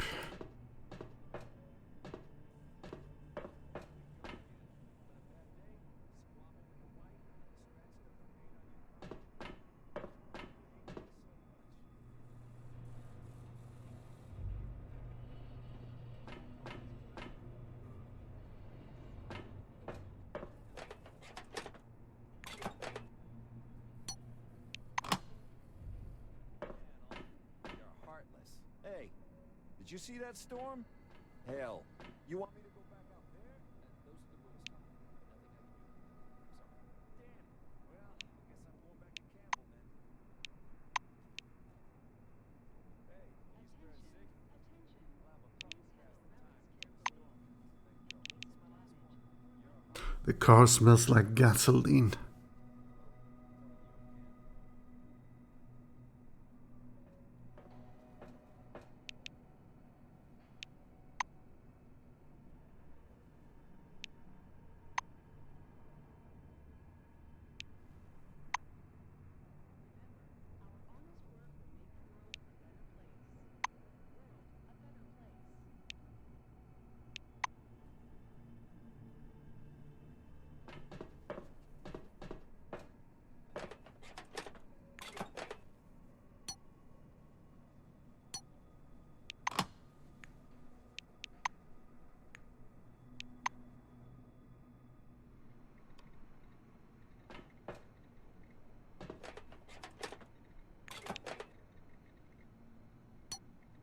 Or reagent and fire optic cable.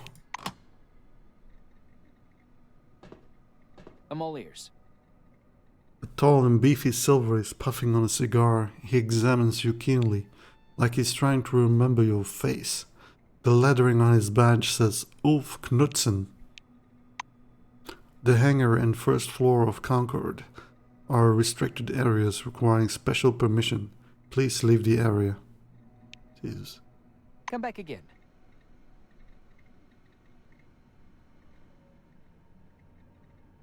Dead insect on a trailer.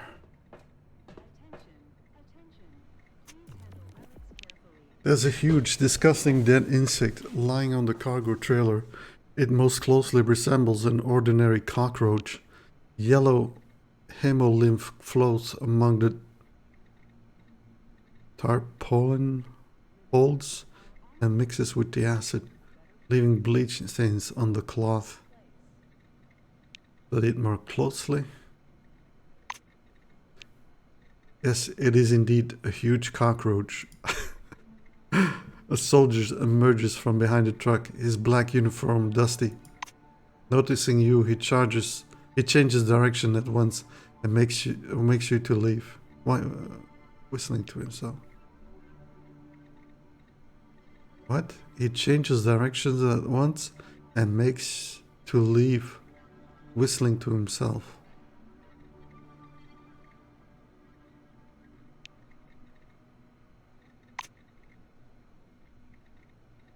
Yes, Administrator.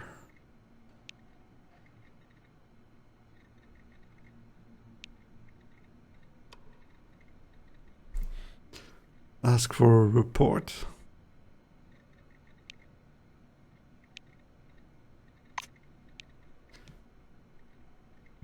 They're writing the report. Remember, our honest work will make the world a better place. World a better place.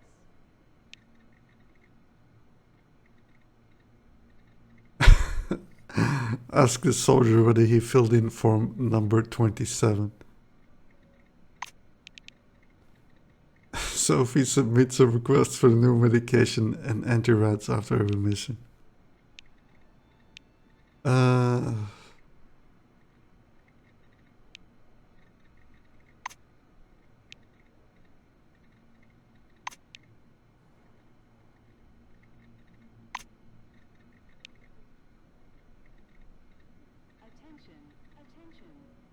Oh, should it be transported to Magellan or Swan?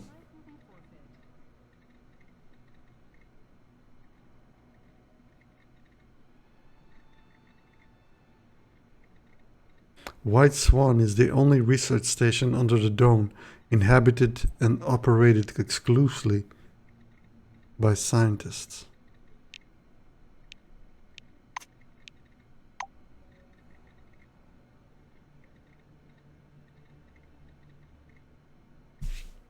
Welcome under the dome, an amazing world of new technology and the riddles of an ancient civilization. Listen to this information. I probably should be scanning more stuff, probably.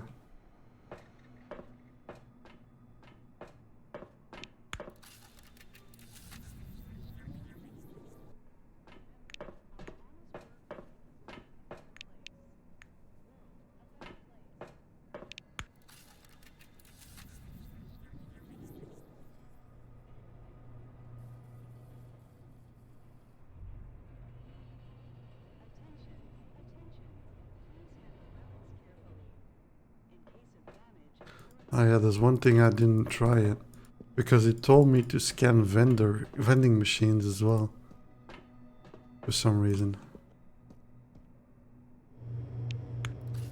No, okay. Let's save.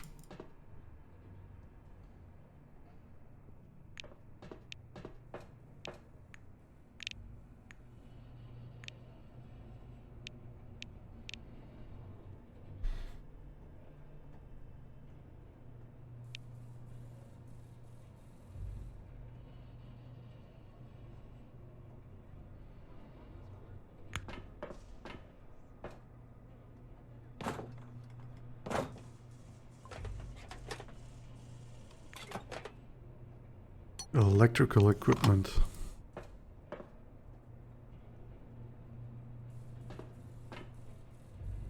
An orange crawler tractor truck is waiting at Gate 3. The vehicle's number has been scrubbed off by the desert wind and sand. This must be the transport Kingsley spoke of. The driver's side door is half open. A young woman sitting sideways in the driver's seat, legs hanging out. Come on, don't be shy. Hi, I'm Clara Morgan, and you're the novice going to Nashville, right? What's your name? How do you feel? Do you mind if I smoke in the car? Her handshake is surprisingly firm. Clara smells of soap, some fragrance, and slightly of gasoline. What a lovely smell. What do you know about Nashville? It's a miracle of the Lord. A lot of rare relics have been coming out of Nashville recently. It's like a modern El Dorado. If you know what El Dorado is, don't you? El Dorado is a...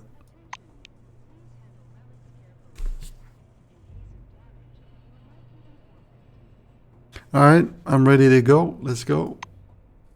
Climb into the cabin and plunk yourself down on the passenger seat. The truck seems bigger on the inside. A wooden rosary is hanging from the driver's mirror. The radio murmurs quietly. Alright, let's just lean back. Clara slams the door. Are we going then? Should probably go now. The roads are bad. Very little asphalt. Dirt tracks mostly. God willing, we'll get there before that storm hits. Mind if I turn up the radio a bit? Do you like music, blues, gospel? I, for instance, like... You can't make out exactly what Clara likes. The roar of the engine smothers the rest of her sentence, and the truck lurches into motion.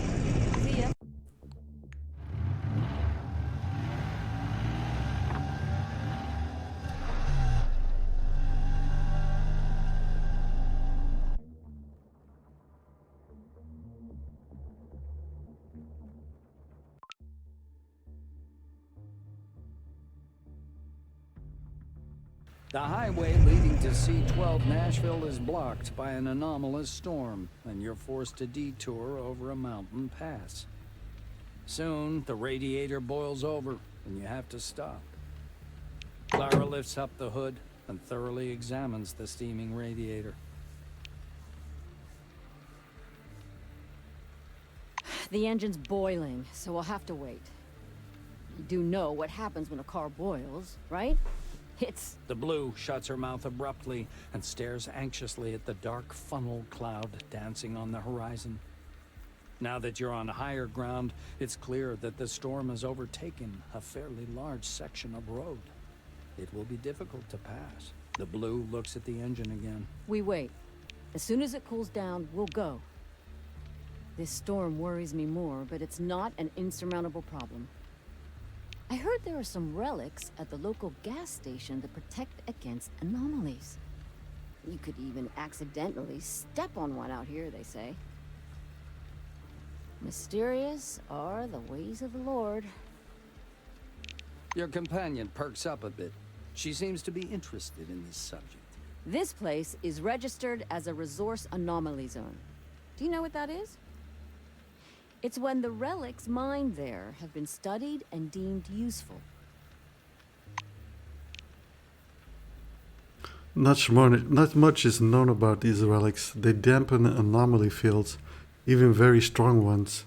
They're also found in other parts of the dome. They're known as bronze apples, or aluminum apples, I don't remember, something like that. What's interesting about this gas station? Morgan thinks for a moment. It's a combination cafe gas station called Roadside Picnic.